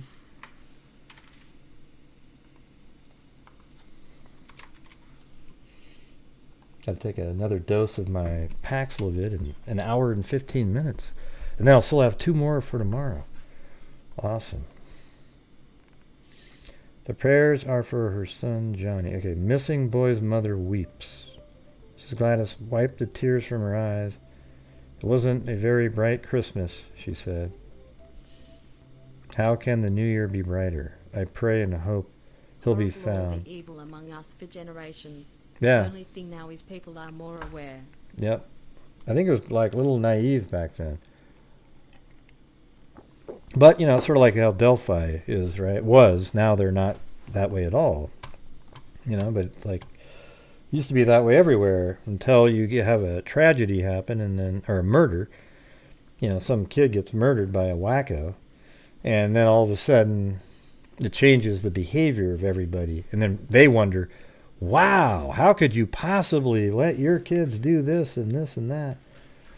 And it sort of spreads around. What's amazing, everybody? The child predators of this country are worse than murderers. Think about it like this. The child predators, not only have they murdered children, they've destroyed our entire society and the way we used to enjoy life as kids. They are the ones that created the problems. By abducting and murdering kids, kids were then no longer allowed to play in the evenings. And I actually hadn't even thought of this until just now. That the child predators are the worst of the worst because they've changed society and murdered. There's like 3 different things. They took away somebody's life that was young and they didn't get to even live their life. They destroyed society and the way kids are coddled compared to what they used to. They used to be able to play. Now they all sit inside and play video games. And they also murdered somebody. So it's like they're just the worst of the worst. And man, there's got to be something done, especially what we've been learning about more recently with all these different rings, and it's insane. Absolutely insane. Hey, welcome, Dandy Lioness. Get it? Dandy Lioness.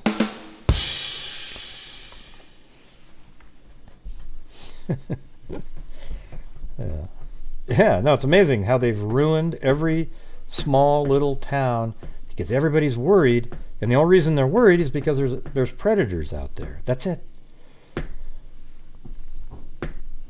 It's weird. I hadn't even thought of that. I'm so profound, I actually just hadn't really deduced it to that. Thanks, Caligal 3. Chewbacca? Oh, I'll do Chewbacca if you want me to. Yeah, let's try it now. We're here, so let's go like 1965 to 1970. So they're still talking about him. I mean, every once in a while, like September 1967, that's 3 years later. Failed to find knife in slaying of 20 of, What are you saying there? Police spent an hour in futile search today for a knife which a young Marine says he used to kill 2 9-year-old boys in suburban Fairfax 3 years ago. The hurried re-investigation into the disappearance of John Hundley and James McQuarrie, missing since October 15th, was touched off by the confession of the slaying by Private Gary Lee McKee, 17, to a Lutheran minister Thursday. Fairfax Police Chief, let's see. So when was this? This is September. We're in 1967, September. So now we got to narrow it down again. See, now we open it up and we see where it starts. Oh, there we go. Bing, bing, bing, bing, bing. So 15th. So let's go to like the 19th and see where they've updated that in here.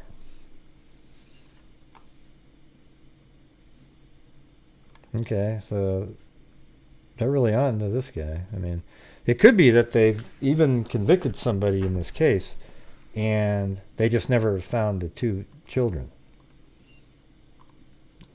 I mean, this doesn't mean that they're what happened to them isn't known, that they're on the Charlie Project. 2 Denison boys put in custody. It's different right here. McKee attorney asked detector test. Okay, so let's look at this again. September, go to the 27th. The last one, let's see. It's Donald guest member, parents, da, da, da. I don't think that has anything here. So we'll go to the December one.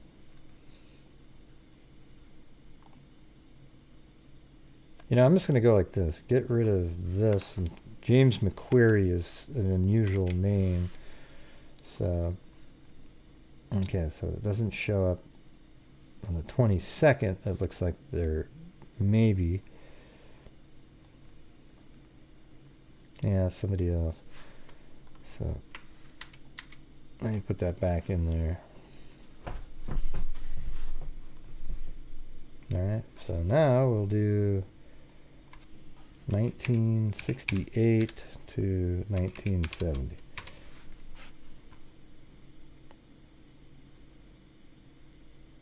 Yeah, so I don't even know if they're in here. Yeah, it's not them. Okay, how about 1971 to 1975? Okay, that looks like that one. Declare son dead, mother asked. The mother of one of the two who disappeared without a trace on October 15th, 1964. This is October 27th, 1972. Mrs. John W. McQuarrie of 1566 Hill Tree Drive, Fairfax, told Judge Chase Davies she last saw her son James A., then 9, on that morning 7 years ago when she dressed him for school and then went to work at the Marymount Inn at 688. Yeah, you might as well put that in there. I like having something. 6880 Wooster Hike. So it's right, probably pretty close to where they live. So she worked here.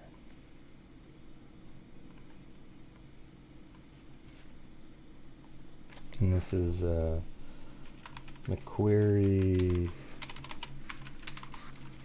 mom work.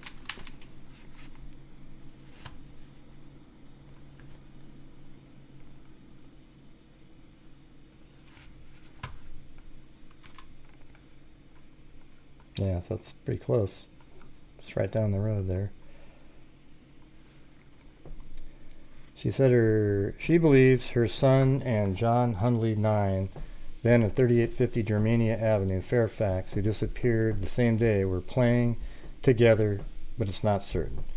Mrs. McQuarrie said she returned home at 8:30 p.m. and observed that her son was not there, although he had returned from school earlier and changed his clothes. She and her 5 children, who now range in age from 11 to 24, went searching for the boy, and at 10 p.m. that same day filed a missing persons report with the Fairfax police. The search for the 2 9-year-olds eventually spread into 3 states. Authorities dragged the Little Miami River, which runs near the McQuarrie home, and dug up nearby construction sites looking for the children. Mrs. McQuarrie said she will continue to think the boy is alive until someone can convince her otherwise. Judge Davies took Mrs. McQuarrie's motion to have her son declared legally dead under advisement. Well, if you think you can't say 2 things in the same. Declare him legally dead, but I think he's alive. I mean, the judge is going to go, what? I don't know if he can do that. Is that the same thing in this one? Okay, yeah, it's October. This one is... Oh, no, it's not even... Yeah, it's not many results that actually are legit here. So 1976 to 2000. And I'm going to do it wider. So this one's 1978 here. Vain hunt for Fairfax boys recalled. So this might be the last one, and then I'll read the CharleyProject.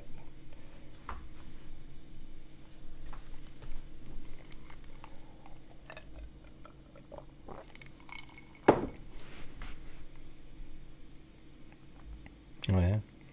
The disappearance of 5-year-old Keith Holliday brings back memories of another extensive search 13 years ago for 2 Fairfax boys, John Hundley and James McQuarrie, were 9 years old when they disappeared. No one has heard from them since. The boys were last seen October 15th at Frisch Mainliner Restaurant on Wooster Pike. Keith Holliday was last seen December 21st by his mother, Mrs. Judy Holliday, when he left their home near Alexandria, Kentucky, to play in the backyard. Hey, thanks, Gwendolyn B. Haven't seen you in a while. What's going on? How's school going for you?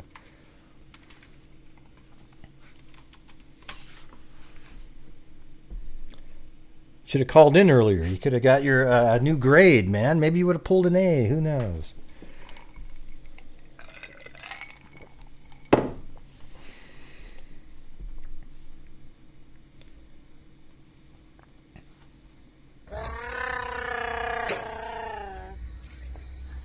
Chewbacca? Oh, I'll do Chewbacca if you want me to. Hey Gray wanted to check in with the Freak family. Oh, yeah. It's coming from my other computer. I can hear it over on the other one.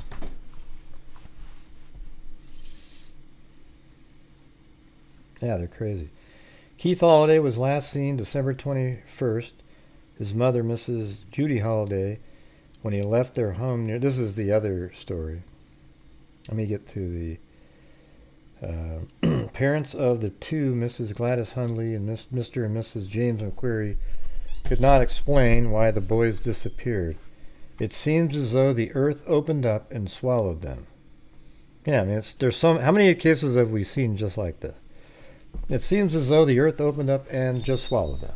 Miss McQuarrie said, "I want to hope that they will come home alive, and I don't want to think anything else."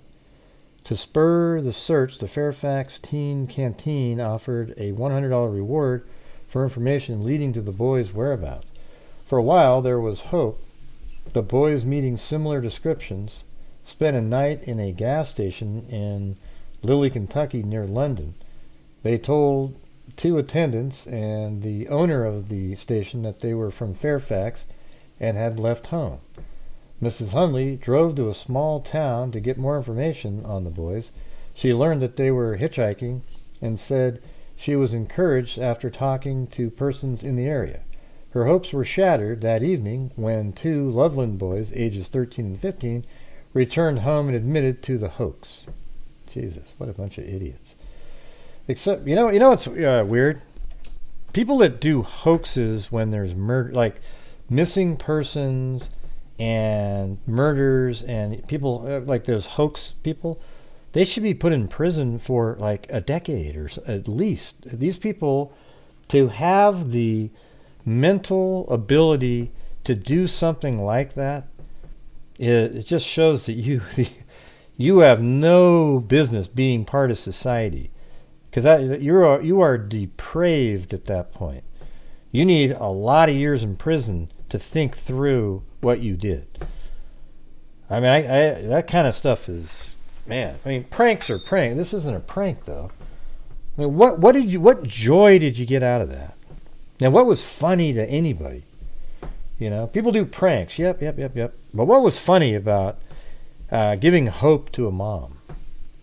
And their 2 kids are missing. Like, oh, hey, here's something really funny. Let's trick the mom. Wow, man, that means you are sick and you need to be in prison, or at least a reform school for a long time where you can't get out. Boys will be boys, Gray. Gee, you're so mean. Yeah. Okay. That's right. Mrs. Hundley drove to a small town. Okay. Except for friends and relatives and members of the Fairfax Police Department, the search for Johnny and Jimmy was virtually forgotten for 3 years. Then, in the fall of 1967, a Lutheran minister from San Diego, California, announced that a 17-year-old Marine had confessed to killing the boys.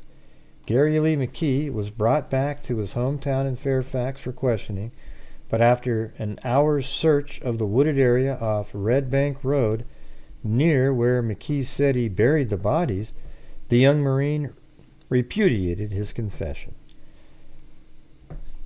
Several days later, McKee passed the lie detector test, which police said exonerated him. His attorney said he fabricated the false confession to get back to Cincinnati because the Marine regimen was too much for him to accept emotionally. Again, give him 10 years in prison. I mean, just an absolute nut job. We never did find evidence linking McKee with those boys, Finnan said. And as the years went by, no new evidence was found either. The retired chief, who is 73 now, speculates these boys were old enough at the time of their disappearance to know who they were and where they lived. If they were ever in a position, they could have talked to somebody and found their way back home. They probably met with a fatal mishap. More likely a predator. In 1972, Mrs. McQuarrie said that until someone can convince her otherwise, she will continue to believe her son is alive. Should Johnny and Jimmy return to Fairfax, they will find their families no longer live there. Chief Finnan says he doesn't know where they moved. Attempts to find family members have been unsuccessful. Really, that's kind of strange. That's a little weird. I mean, don't you think the police, they would tell the police, hey, we're moving, if you hear anything, let us know. Now, see, this is 1991. Just another recap. Looks kind of similar to the one we just read. Let's try one last one here. 2001 to 2023. Anything. Oh, that could be. Revved up for children. No, that's something different. Ding, ding, ding, ding. It looks like that's it. So now let's take a look at the what the CharleyProject wrap-up said in it at the bottom. Operating on the idea that they had hopped on a freight train and ridden out of town, the local police alerted law enforcement across the nation. The runaway theory was eventually discarded, however, as time passed without any trace of the children. A 4-year-old girl disappeared from Fairfax in August of '64, 2 months before John and Jane was found murdered. A few days later, a 13-year-old neighbor boy confessed. Yeah, we saw that. So it says, little evidence is available in James and John's disappearance. They lived about 3 blocks apart in 1964. Authorities believe their bodies are probably somewhere in the Fairfax area. Yeah, see? Right there. That's about right. 1, 2, 3. Yeah. That's a weird one, right, you guys? I mean, just disappeared. Now, I mean, there is a river over here, but again, I mean, wouldn't you find one of them at some point?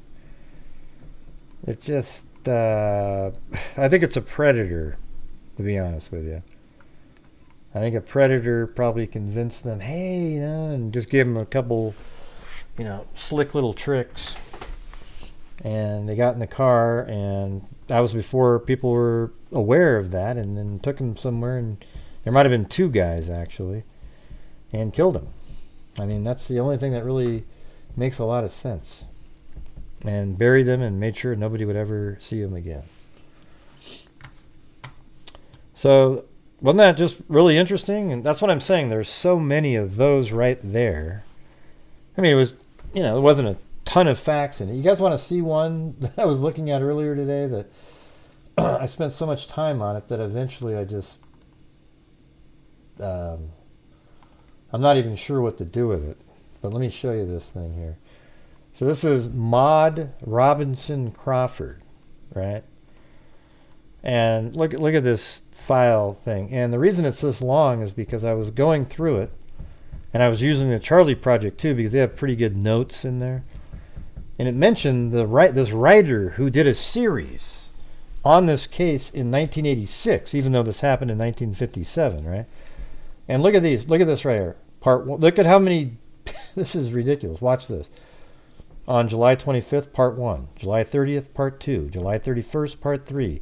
August 1st, part 4. August 3rd, 5, 7. You know, I mean, look at that right there. Ding, ding, ding, ding, ding. So from July until December, it was an 18-part series on this one missing person adult who was a judge or something. I think, or an attorney. So let me just show you how big these articles. Each one of these articles looks exactly the same.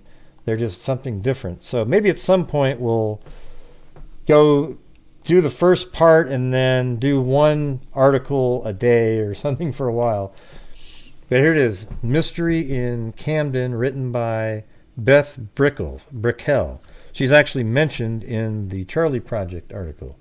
And here's Maud Crawford, who also has her name spelled with an E at sometimes, right? So here's the first page. Now, let me show you. These are what they all look like, though. Watch this. So I'm going to go to page 16. This is in a different newspaper using Genealogy Bank, another paid service. They have some of the off newspapers that people don't have. Now that's 17. So let me go back a page.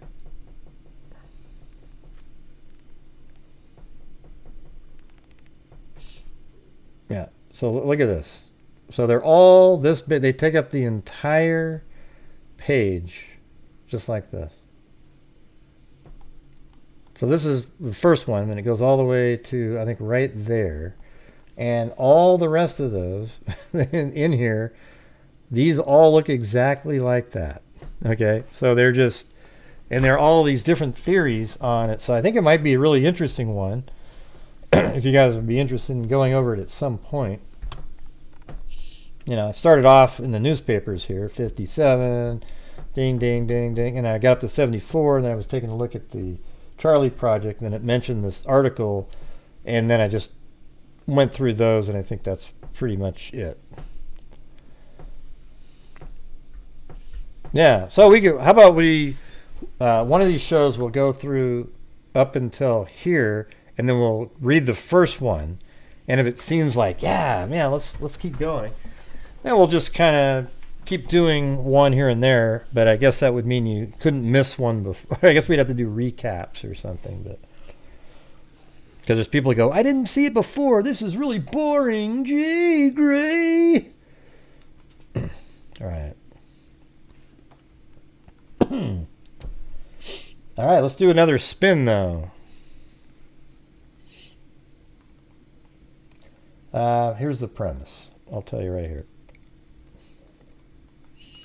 Disappearance of attorney still a mystery. Well, that was 58. Sorry. I think I dated that one wrong. Let me put this, should be 58 on here. There we go. So the premise is right here. The 58-year-old woman is a member of the Camden firm of Goffin, McClellan, and Laney. U.S. Senator John McClellan, Mrs. Crawford's husband, Clyde, told Camden police he last saw his wife at about 8 o'clock Saturday night when she left for a movie. He said she was working on some legal papers. Crawford told officers that when he returned, several lights were burning, the television set was on, and legal documents were spread out on a table. There were no signs of a disturbance, he said. He told police their large Dalmatian dog greeted him when he came in at about 11 p.m. The animal appeared unharmed and did not seem excited, he said.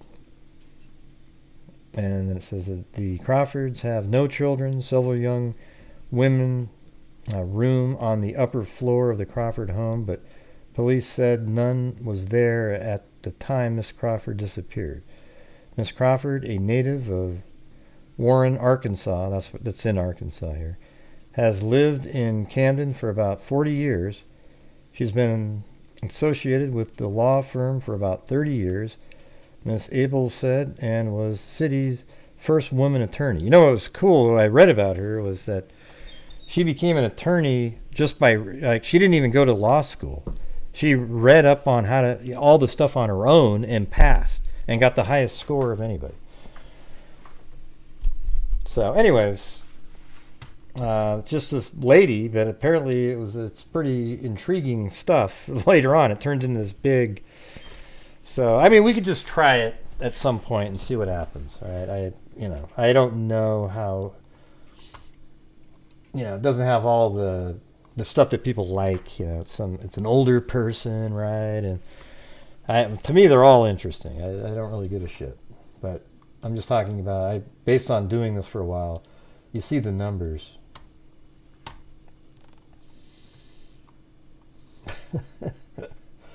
Yeah. Okay, where's the wheel? Okay, we're going to spin again here. Let's see what happens.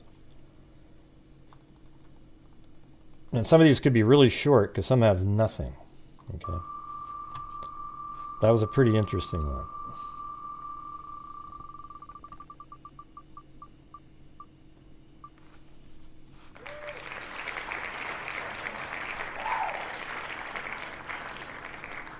Helen Lundgren Dalton, 1963.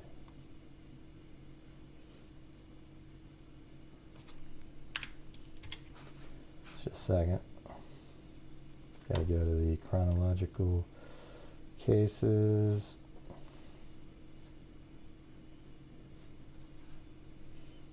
And the 60s.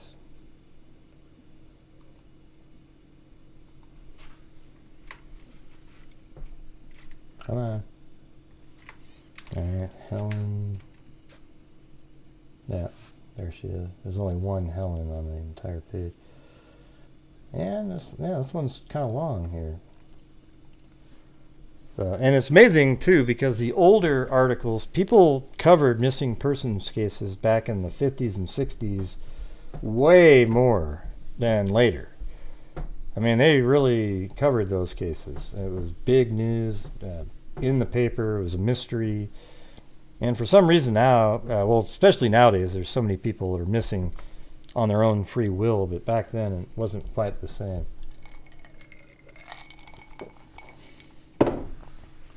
Have I done this one?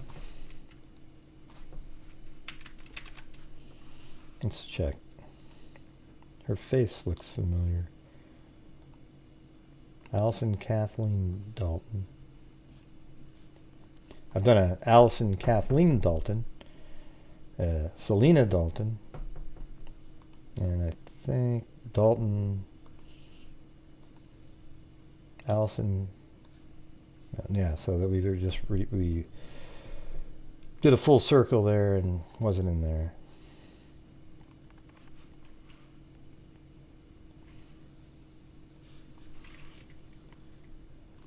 All right, so this is going to be 1963, 04, 03,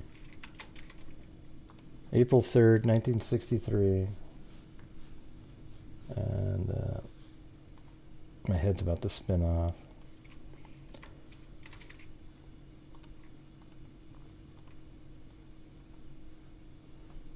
I just got to make a folder. Okay, and then put that in there.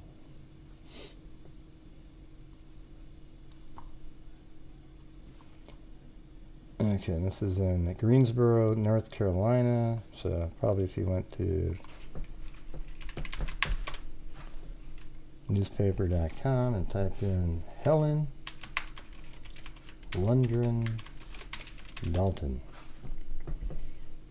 And maybe that's too much, but if you typed in, and then over here, just immediately start off, since we know the date, you go April 1963, and then over here, North Carolina, right? And hopefully that pops up with something. Now if it doesn't, sometimes you can, if you get rid of this, oh, I have the wrong year, 63. Alright, what if I get rid of Lundgren in there? It should have popped up with something. Now that says Helen Dalton, April 28th, but here, let me do it like this. So you put the quotes around it. That means it has to be that in the order. So her name, that name pops in here, but that doesn't look like a story. So how about so there? That's it. I mean, the 28th, the name shows up, and then what about 1964? Maybe they have the wrong year. Helen, no. All right. Well, this might be one of the ones that doesn't have much in it. Let's see what it says on this long write-up. Normally they get there. Well, let's try one other thing. I didn't try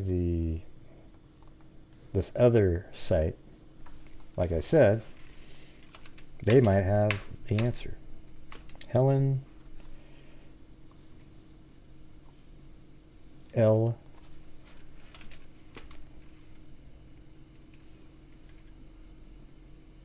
Dalton. All right, and then 1963. Keep that there. Then North Carolina.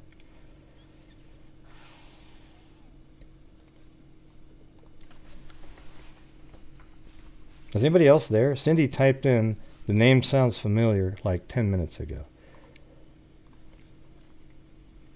Yeah, don't see it.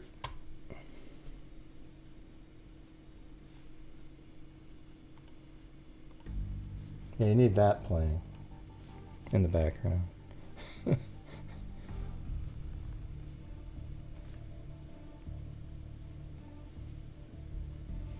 All right, well, there's nothing there, so let's just read this. Helen was last seen in Greensboro, North Carolina on April 3rd, 1963. She dropped her daughter off at high school that morning and reminded her that she had a dental appointment in a few hours. Oh, you finished school in November, and I want to hear about the smart lady in the future. Who's that? Chewbacca? Oh, I'll do Chewbacca if you want me to. I finished school in November. Oh, you. I want to hear Okay. about this smart lady in the future. Okay, cool. Yeah, you'll have to call in. She dropped her daughter off at high school that morning and reminded her that she had a dental appointment in a few hours. Helen was going to pick her daughter up for the appointment at noon, but she never did. Instead, her son picked her sister up. When the couple's son picked her sister up at school that day, he said his father had told him Helen had gone to a Women's Christian Association conference. Oh, so he killed her. There's no way. The mom was going to go pick her up. And said his father had told him Helen had gone to a Women's Christian Association conference in Winston-Salem. So it sounds like the father did something. North Carolina. And this was why she was unavailable to get her daughter from school. Right. Of course she's going to do that. She was going to go pick her up to take her to the dentist. Oh, yeah, and then she goes to this conference in another state. The children never saw their mother again.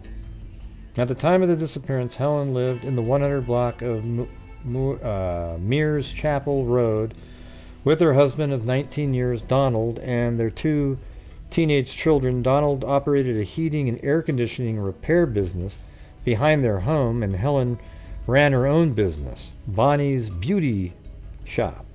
Helen's sister in Dearborn, Michigan, received 2 letters supposedly from Helen in April and May of 1963, but didn't believe the letters were actually written by her. They were typewritten, and Helen normally had wrote her letters. The letters also used phrasing she didn't normally use. Oh boy. Helen's sister tried to call her at home several times, but each time Donald would say she was not at home. At one point he claimed she had gone off to live by herself and was staying in a remote motel in Roanoke, Virginia. Helen's sister tried to contact the motel to verify the story, but learned no such place existed. Helen's sister then went to North Carolina to investigate and couldn't find Helen. Donald, this reminds me of the story, I don't remember the name all of a sudden, but Remember the one where the girl was scared of the father of her husband, and then her uncle even came to town and like abducted the parents to try, her husband and his dad to try to get answers. Forgot the name of that case, but kind of reminds me of that one a little bit. That's the one we've looked at a few times. There's that pond right there, like they just drained a pond or something and looked through a house. Anybody remember the name? You guys are generally better at that.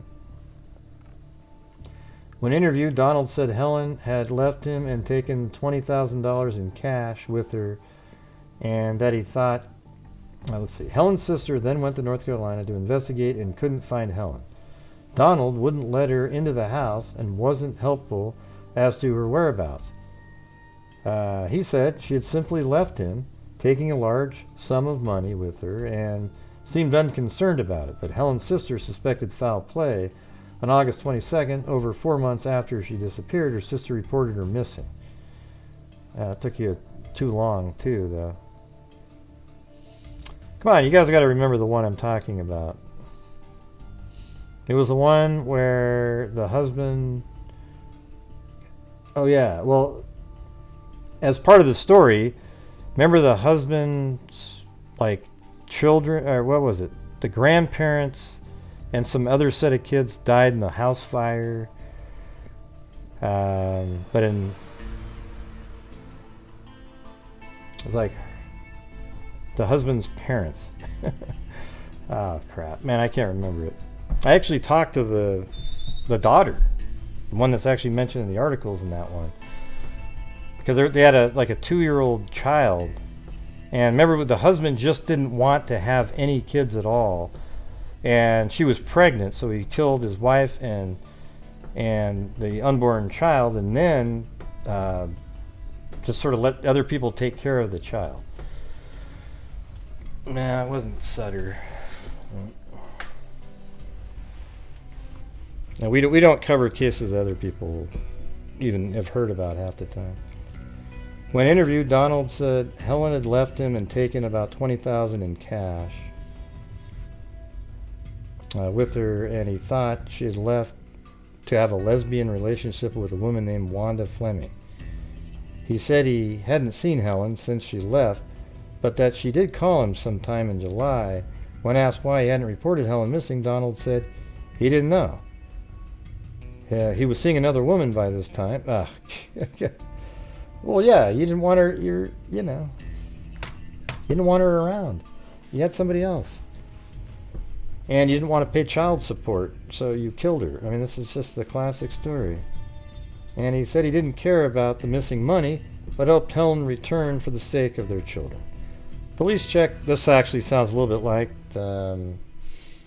the case we're currently been looking at the last couple days, which is the Kingsbury, Now, it's not Powell. This isn't one of the ones that's famous, you guys. I've told you. Yeah, this is the one that I was just referring to, was just a random case from 1967 or something.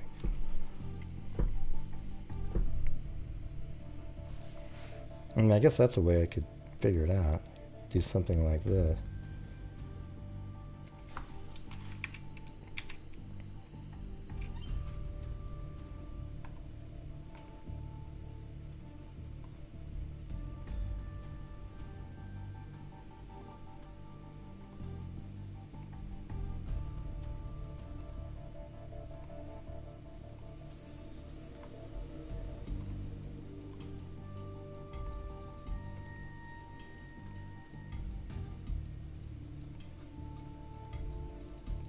I know you guys, if you were here when I covered it. Well, maybe some of you weren't.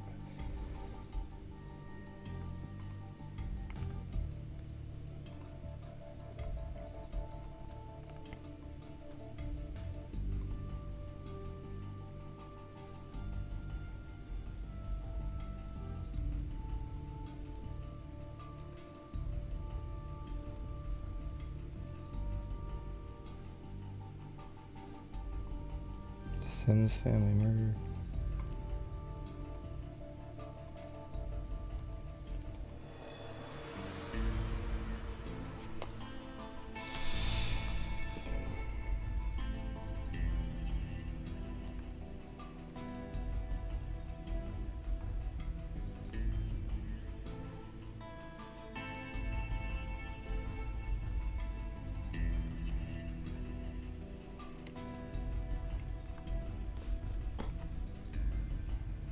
I'm just looking for it here. I have so many 1960s cases in there. There's Leota Camp.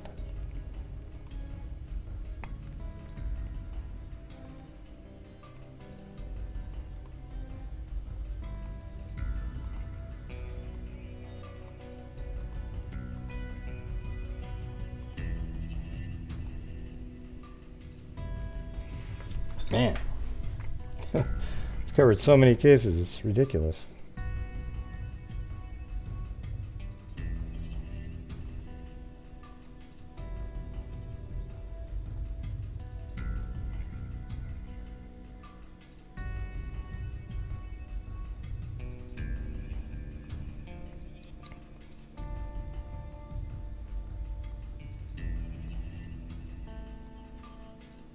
Mini loots.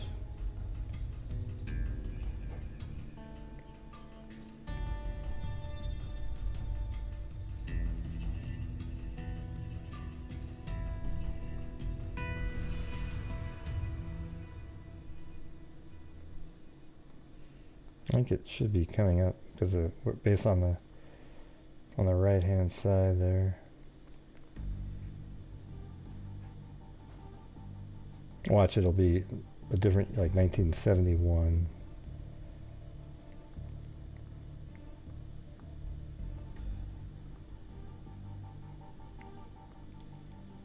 Yeah, like somebody just sent me an update not even that long ago. And this is within the last year.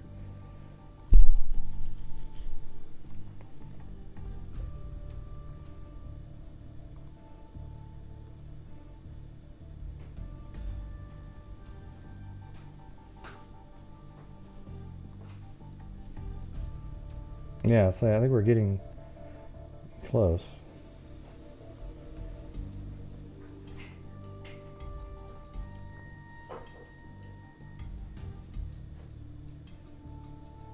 Now, so now we're clear down to where we're at. Jesus, okay. Huh.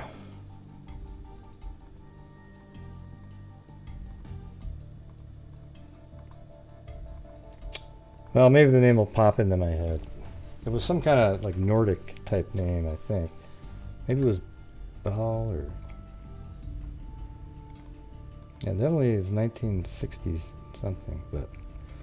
Anyways, I don't want to sit here and just keep digging around. Remember the road was named after the family. Alright? So there's a road named after the family because they've lived there. And they've just recently checked it again looking for the body of this woman.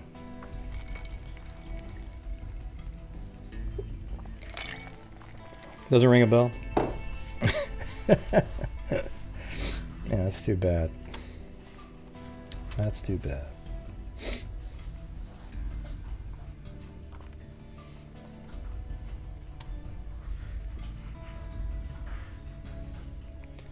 There was no evidence of foul play, however, although authorities thought Donald knew Helen's whereabouts and was lying about the search. Yeah, I mean, he killed her. There's no doubt about it. I mean, yeah. She was going to take her kid. A mother isn't not going to take her kid to a dentist appointment and then never see them ever again.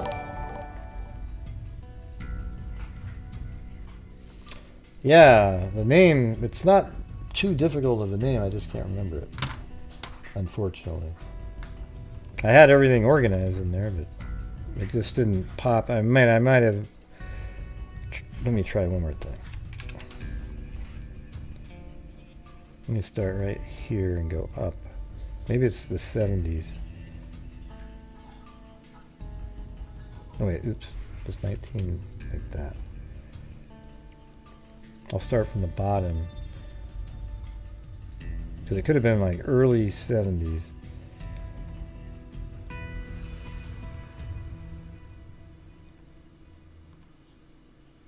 Yeah, I think that might be it. Is that it? Otto? Patricia Otto? Is that? Why does that sound right? Maybe not. I just, for some reason, that sounded right. But the Little Witness reports indicate Patricia Otto was last seen wearing red slacks and... No, it's different. Different one. Woman missing. Rita Koran. No.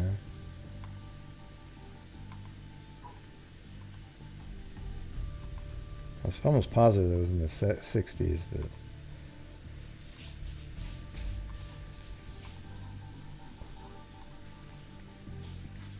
Elin Holler.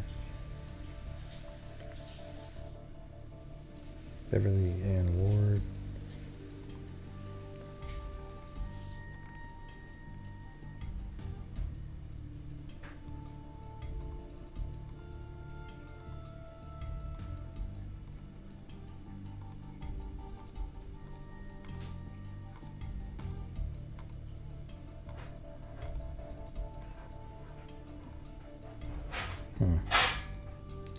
Yeah, I don't really, I don't know. God, it's brutal.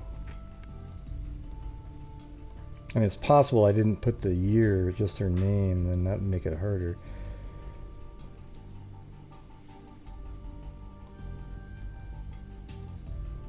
How far back are we? Oh, this is, okay, we still could go a little bit further. Deborah Camp, Laura Ann E.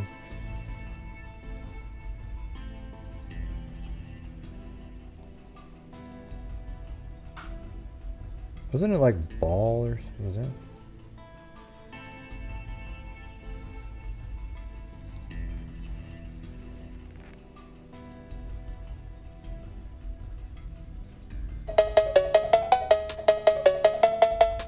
No. Hey, look at that. Yeah, you woke me up. I was in a trance. What'll it be? What will you be?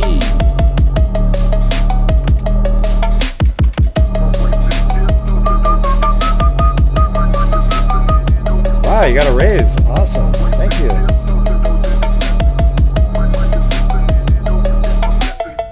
I just got a raise at work. Here's me sharing some again. Well, thank you. I appreciate it. So how about we'll do a, let's just spin again. That case seemed really obvious to me. I can't imagine the odds of that, him not having something to do with it are like 1 in a million.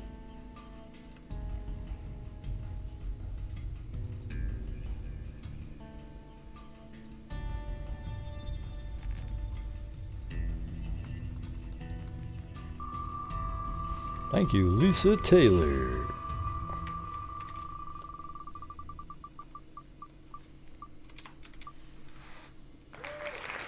Anna Frances Leatherwood.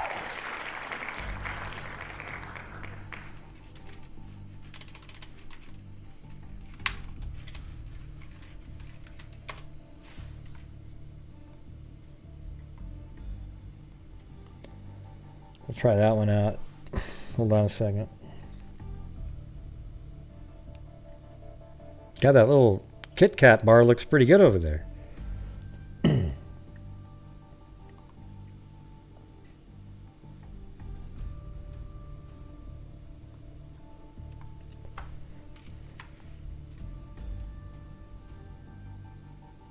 Come on.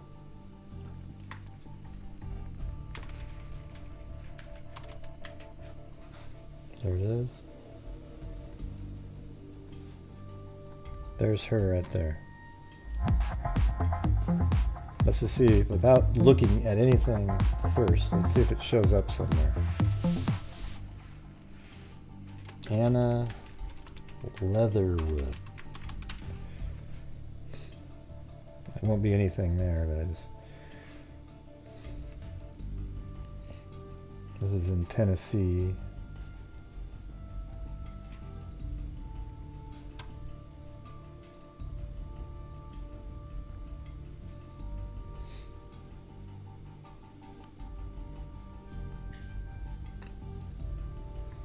Don't see it. Well, let's just see what it says. Frances was last seen in Sevierville, Tennessee on May 20th, 1966. Her husband, Berlin Leatherwood, was abusive, and she had repeatedly left him, but Berlin would always convince her to reconcile. I mean, how many, this is such a common story here. Reconcile and return to him. On the day of her disappearance, Frances was staying at her cousin's home, and Berlin came and brought her back to their residence. When they arrived at the house, Frances's leg was bruised and swollen, and she was limping. Their children were there and saw the injury, and her husband said he would take her to the doctor in the morning. The couple's children left late that night and never saw the couple's children left late that night, so they must have been older, and never saw their mother again. Berlin stated he did take her to the doctor, parked the car, and went inside to wait in the waiting room. But Frances never arrived for her. What? Wait, what? Wait, so you. Wait, hold on. Let me see that again. Berlin stated he did take her to the doctor. He parked the car and went inside to wait in the waiting room. You didn't walk in with her? You just sort of drove her there and ran inside and went inside, and then. But Frances never arrived for her appointment and never checked in with the receptionist. So why didn't you? That's the most ridiculous story I've ever heard. Oh yeah, I took her there. Yeah. She could barely walk, so I just left her in the garage, and then I went and sat in the waiting room, and by God, she never came in. It was weird. She left her purse behind, and within a week, Berlin had sold many of her belongings and burned the rest. Within 6 months, he had filed for divorce and put their home up for sale, and after 7 years, he had her declared legally dead and cashed in her life insurance policy. Well, I can just tell you, what's this guy's name? Berlin Leatherwood, you're a pile of shit, okay? Authorities believe Frances was probably murdered by her husband, but her body was never found and no charges have been filed. So this guy right here, this is classic how it used to be. This guy would probably be charged if they could get enough evidence, like just circumstantially they would have, although we do see cases like that, but this guy did kill her and he did get away with it, and man, that's just shitty. That's two cases in a row. So when people say, come on, Gray, that's not that common, give me a break. I mean, 2 random spins lead up to the same exact story, basically.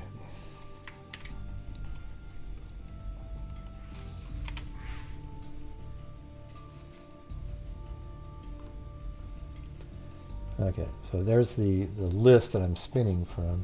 So I'll try that again. There it is.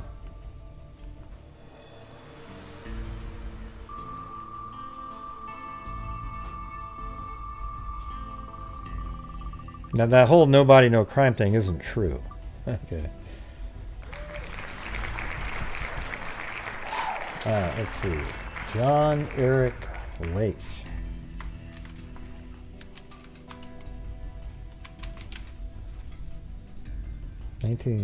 December 10th, 1967. Huh. Now let's see if he shows up in newspapers.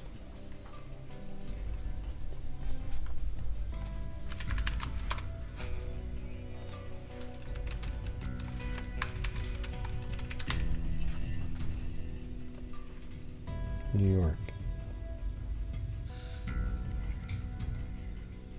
Well, that was 1967. I wonder if that's...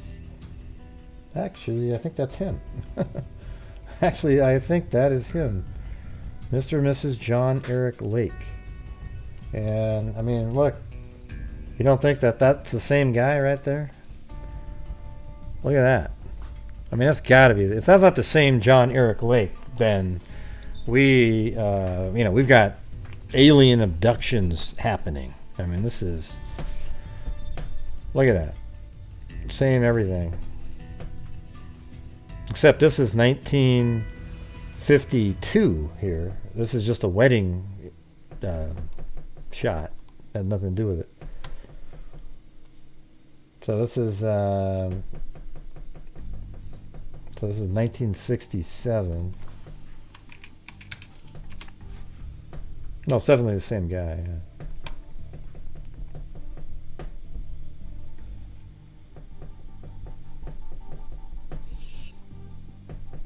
Let me get rid of the Eric.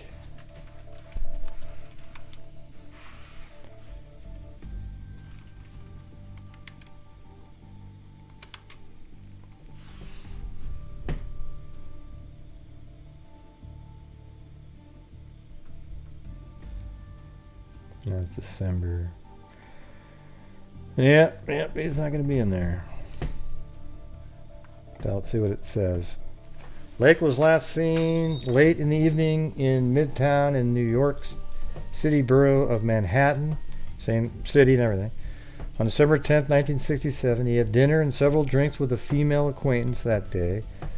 They took a cab. It says, then they took a cab at her apartment on East 54th Street afterwards. Lake wanted to come up to her apartment, but she refused to let him because she was to work the next day. She suggested he take the waiting cab to a studio apartment in Greenwich Village, but Lake said he would take a subway instead. He was last seen walking to the subway station. Lake has never been heard from again. He was not reported missing until 4 days had passed. At the time of his disappearance, Lake was employed as the sports editor for Newsweek. Many of his co-workers believed he left of his own accord. Lake was reportedly dissatisfied with his job and had problems with drinking and was struggling financially due to a divorce settlement. He had separated from his wife, with whom he had 2 children. That's probably the wife that we just saw him get married to in 1952. His co-workers believe he was depressed at the time of his disappearance, but not suicidal, or what we like to say, unalival. His disappearance was investigated by the Pinkerton Detective Agency in addition to the New York City Police Department. Lake graduated from Syracuse University, belonged to Phi Beta Kappa, an honor society there. He enjoys smoking cigars, and he's very interested in literature. Well, that might be one where he literally did just take off and do something different. All right, one more spin.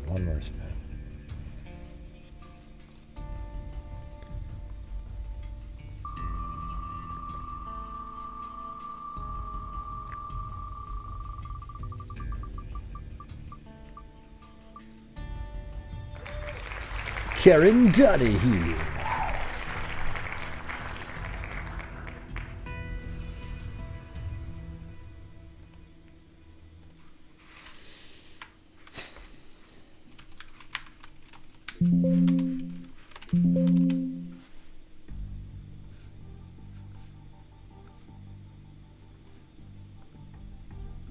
Oh, O'Donnell. Yeah. Oops. Karen O'Donnell.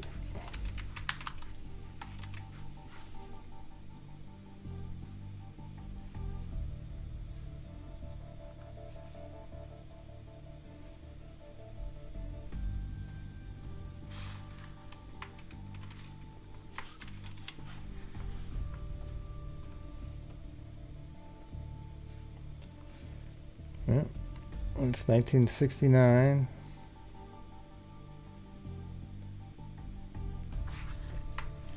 And I think there's less coverage of adults, too.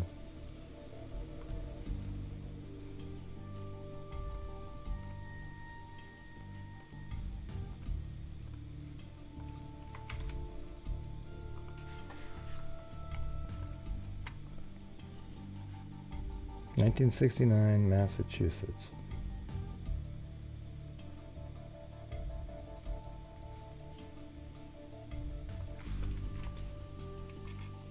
What's this one? That's probably not her. I mean, I guess it's hard to tell, but I mean.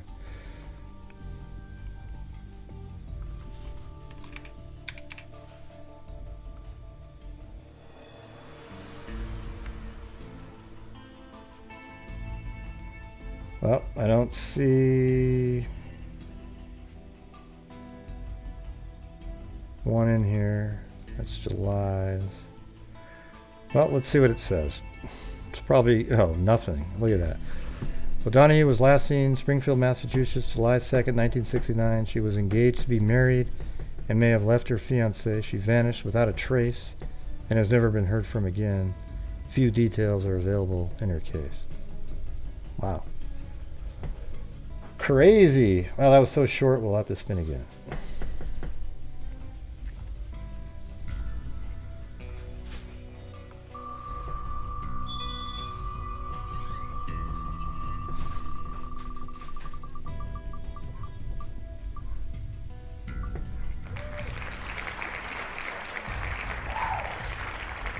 And this will be the last one regardless.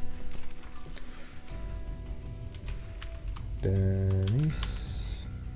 There she is.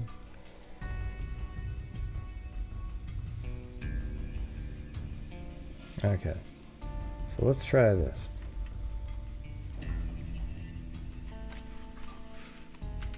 Denise Jeanette Sullivan. July 1961. Utah. Oh, Moab too. Okay, well there's a July 10th story. And maybe if we get rid of the Jeanette part, it might pop up with extras. And there we go. Go to here. July 4th is when she went missing, so on the 4th of July. Open this up. There's one on the 5th here.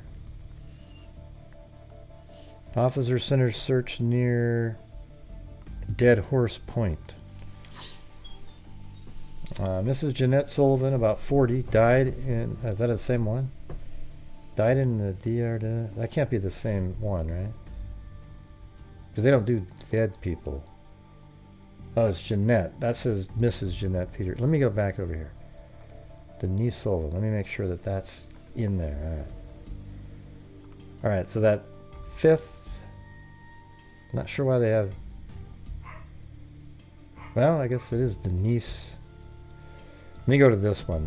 This one has... This is her, I think. Yeah, 15 years old. So... Let me go back one more time to that first one. I just want to make sure that that wasn't... Oh, I think that is right. Miss Sullivan's daughter. So it says, Mrs. Jeanette Sullivan, about 40, died in Dr. Dinah Alvin Hospital in Moab minutes after arrival. About 9:15 p.m., she had been shot in the back of the head. A traveling companion, Charles Boothroyd, 65, also of Rockville, was undergoing emergency treatment late Tuesday for gunshot wounds. Mrs. Sullivan's daughter, Denise, 14, was taken hostage. Oh, well, there you go. By the swarthy killer who escaped in a tan... Have I done this one? This is starting to sound familiar now. I kind of remember them going down a highway on top of on like a butte or something. Actually, I mean, I'm almost positive I've done this one. So let's see. Sullivan. Hold on. I'm almost positive. There it is. Yep, Denise Sullivan right there. Dead Horse Point. Yeah, you guys remember this? I remember doing this. Yeah. It's way out here on this point. It was crazy. Like, these guys came up with that car and they were... I don't remember the whole story, but it's on a video somewhere. But look at this crazy point that it was on. Right way out here on this Dead Horse Point, and then the crime scene was over here on this highway, right around in this area. And she was abducted and never seen again. Yeah, it was a while ago. This is back. I mean, you can see look how long ago. Just based on where this is, this little, that means it's probably a year and a half, 2 years ago, minimum. Yeah. So let's just read what it says here, and then you'll know exactly what happened. Denise resided with her mother, Jeanette D. Sullivan, and her 4-year-old sister in Rockville, Connecticut in 1961. Jeanette was divorced and worked as a seamstress. An acquaintance, Charles Boothroyd, asked them to go on a vacation with them to Utah that summer. Jeanette and Denise agreed to join him, leaving the younger child at home with Jeanette's parents. The travelers were driving Boothroyd's olive green 1960 Volkswagen. Photos of Boothroyd and Jeanette are posted with this case summary. On July 4th, 1961, the trio met a man near Dead Horse Point, 17 miles outside of Moab, Utah. He was heavy-set, with black hair and a dark complexion. He spent 2 hours with them, telling them the history of the area while they took pictures. He drove away in a tan sedan without telling anyone his name. Boothroyd and the Sullivans planned to spend the night in Moab, and it was getting dark, so they too left at this point. Just a short distance down the road, around the bend, they saw the man they had spent time with earlier. He was pulled off to the side of the road, lying underneath his car. They stopped to ask if he needed help, and the man said he was having engine trouble and asked for a flashlight. After Boothroyd gave him the flashlight, the man threatened all 3 of them with a .22 caliber rifle and demanded money. Boothroyd left his wallet on the road, and Jeanette removed $250 from her purse, threw it on the ground, and started to walk away. But the man shot her in the back of the head and shot Boothroyd twice in the face. Boothroyd survived his injuries, but Jeanette was killed almost instantly. The shooter rolled her body into a nearby ravine and left Boothroyd lying on the ground. Denise attempted to drive Boothroyd's car away, but the man chased her in his own vehicle, ran her off the road. After a half-mile, dragged her into the shooter rolled her body into a nearby ravine and left Boothroyd lying on the ground. Denise attempted to drive Boothroyd's car, so this is the 15-year-old, but the man chased her in his own vehicle, ran her off the road. So she got so scared she tried to drive her own parents' car. Then this guy chased her down, drove her off the road, about a half-mile down the road, dragged her into his own car and drove away. An oil worker at a rig 2 miles away heard the gunshots and the sound of the cars driving off and went to see what was wrong. He passed the abduction car speeding down the road and then the wrecked Volkswagen, then drove on and found Boothroyd still conscious by the roadside. Boothroyd told him what he'd seen, and the oil worker called for assistance on a radio. 2 hours passed before an ambulance arrived to take the wounded man to the hospital, and law enforcement came shortly after that. They launched an extensive search of the area for any sign of Denise or the kidnapper. The prime suspect in the homicide is Abel Benny Aragon, an unemployed coal miner who lived in Price, Utah. A photo of Aragon is posted below this case summary. His vehicle matched the description of the abduction car. When the FBI stopped him for questioning on July 6th, Aragon shot himself in the head with a .22 caliber pistol. He was rushed to the hospital but died 2 hours later. Well, God, that sounds like a for sure suspect. Later, without regaining consciousness, it was the day after his 31st birthday. Aragon was a Marine veteran who was awarded the Navy Cross for heroism. I mean, isn't that crazy? During World War II, and he had no criminal record. Witnesses reported seeing him alone at 2 a.m. on July 5th, about an hour and a half after the shooting at Dead Horse Point. So he was in the area. He stopped a truck driver, gave him an envelope, and asked him to mail it. The envelope contained money and a note addressed to Aragon's wife, telling her he loved her and their 5 children. It didn't mention any crimes. 5 hours after the shooting, Aragon arrived at a mining camp at Polar Mesa. where he had stayed several times before. When authorities searched the area on July 10th, they found some of his clothing nearby under a rock. They found the .22 caliber rifle that had been used in the shooting, and hidden in the bush was a shovel identified as Aragon's. Authorities determined from the paint scratches and other damage to his car that it was the same vehicle that rammed into Boothroyd's car and forced it off the road. They also found a set of Aragon's tracks and a smaller set parallel to them, believed to be Denise's.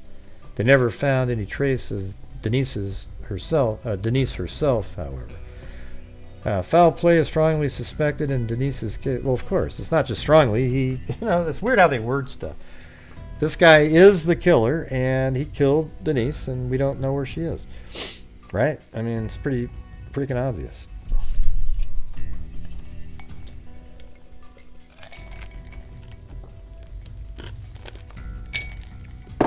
All right. Anyways, I think that's going to do it. That was 3 hours, I got 3 hours in there.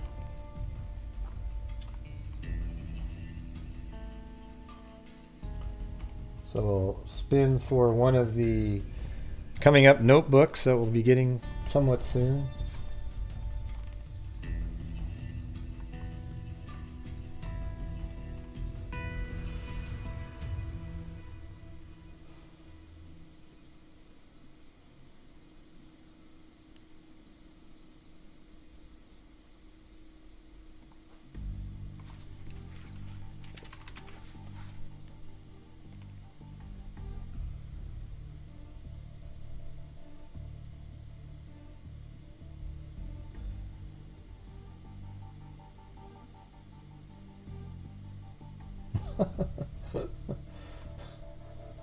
Let's see.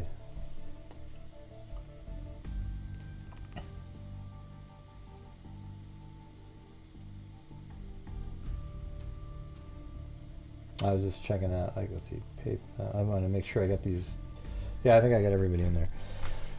All right. So thank you to Lillian, Azah, Suai, I don't know how to pronounce the name, so I don't want to say it, but Azah, and Your Gypsy, and we had Elaine Tolling, Katie Lucas, a new member, Cheryl Bullock, Breeze, a new member, Pitbull's Mom 67, Tosh, Eugenie, Travel and Teresa, Great Karn for You, Kathy Friedmaker, Caligal 3, Brown Eyed Girl 714, Danielle, Missing Person Cases, Fly By Night, Danielle, CG, Danielle, Taco Queen, Breeze with a cat eye, Traveling Teresa with a cat eye, Danielle, Maxine Van Dyke, Tosh, Marlene, Candy Girl became a member, Robin Berarda, Brown Eyed Girl 714, Dandelion, Caligal 3, Gwendolyn B, Gwendolyn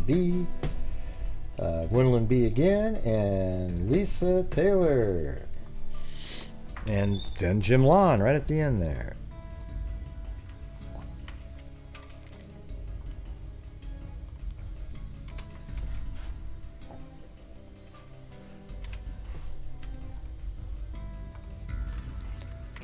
Okay.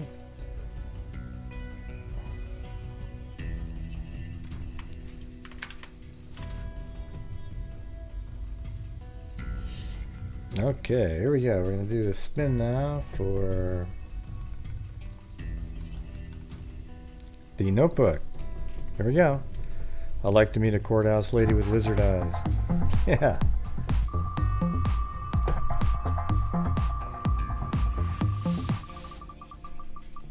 Oh, it's going to be Oh, dear, like to meet a courteous lady. Brown-Eyed Girl. There we go. Brown-Eyed Girl 714 wins the notebook.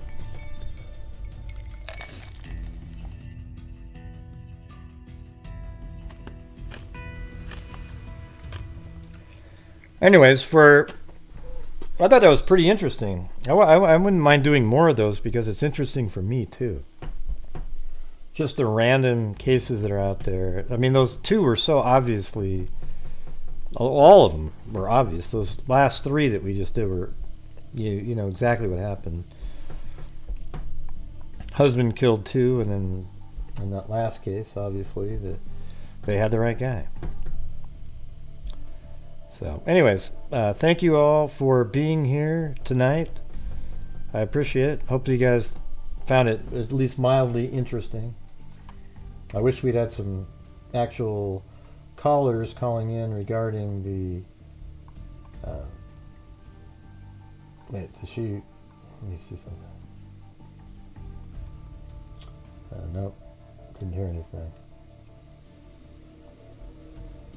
I guess there's a group now, finally.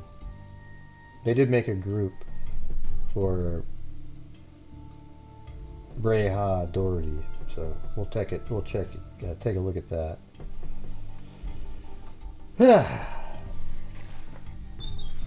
All right. Well, thank you. Thank you for supporting the channel. Got to go take my next dose of Paxlovid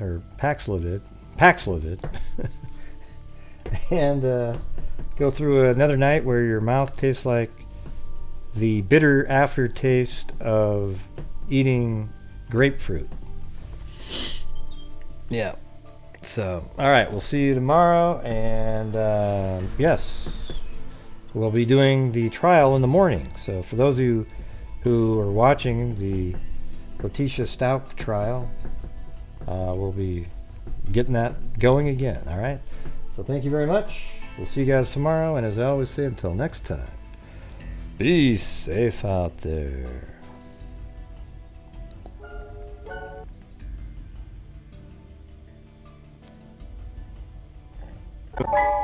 And during this whole time, I have not seen one person that is a crime dissector, plug rejector. I'm a certified human lie detector. Gonna get ya on a stretcher if you try and play me like an old projector.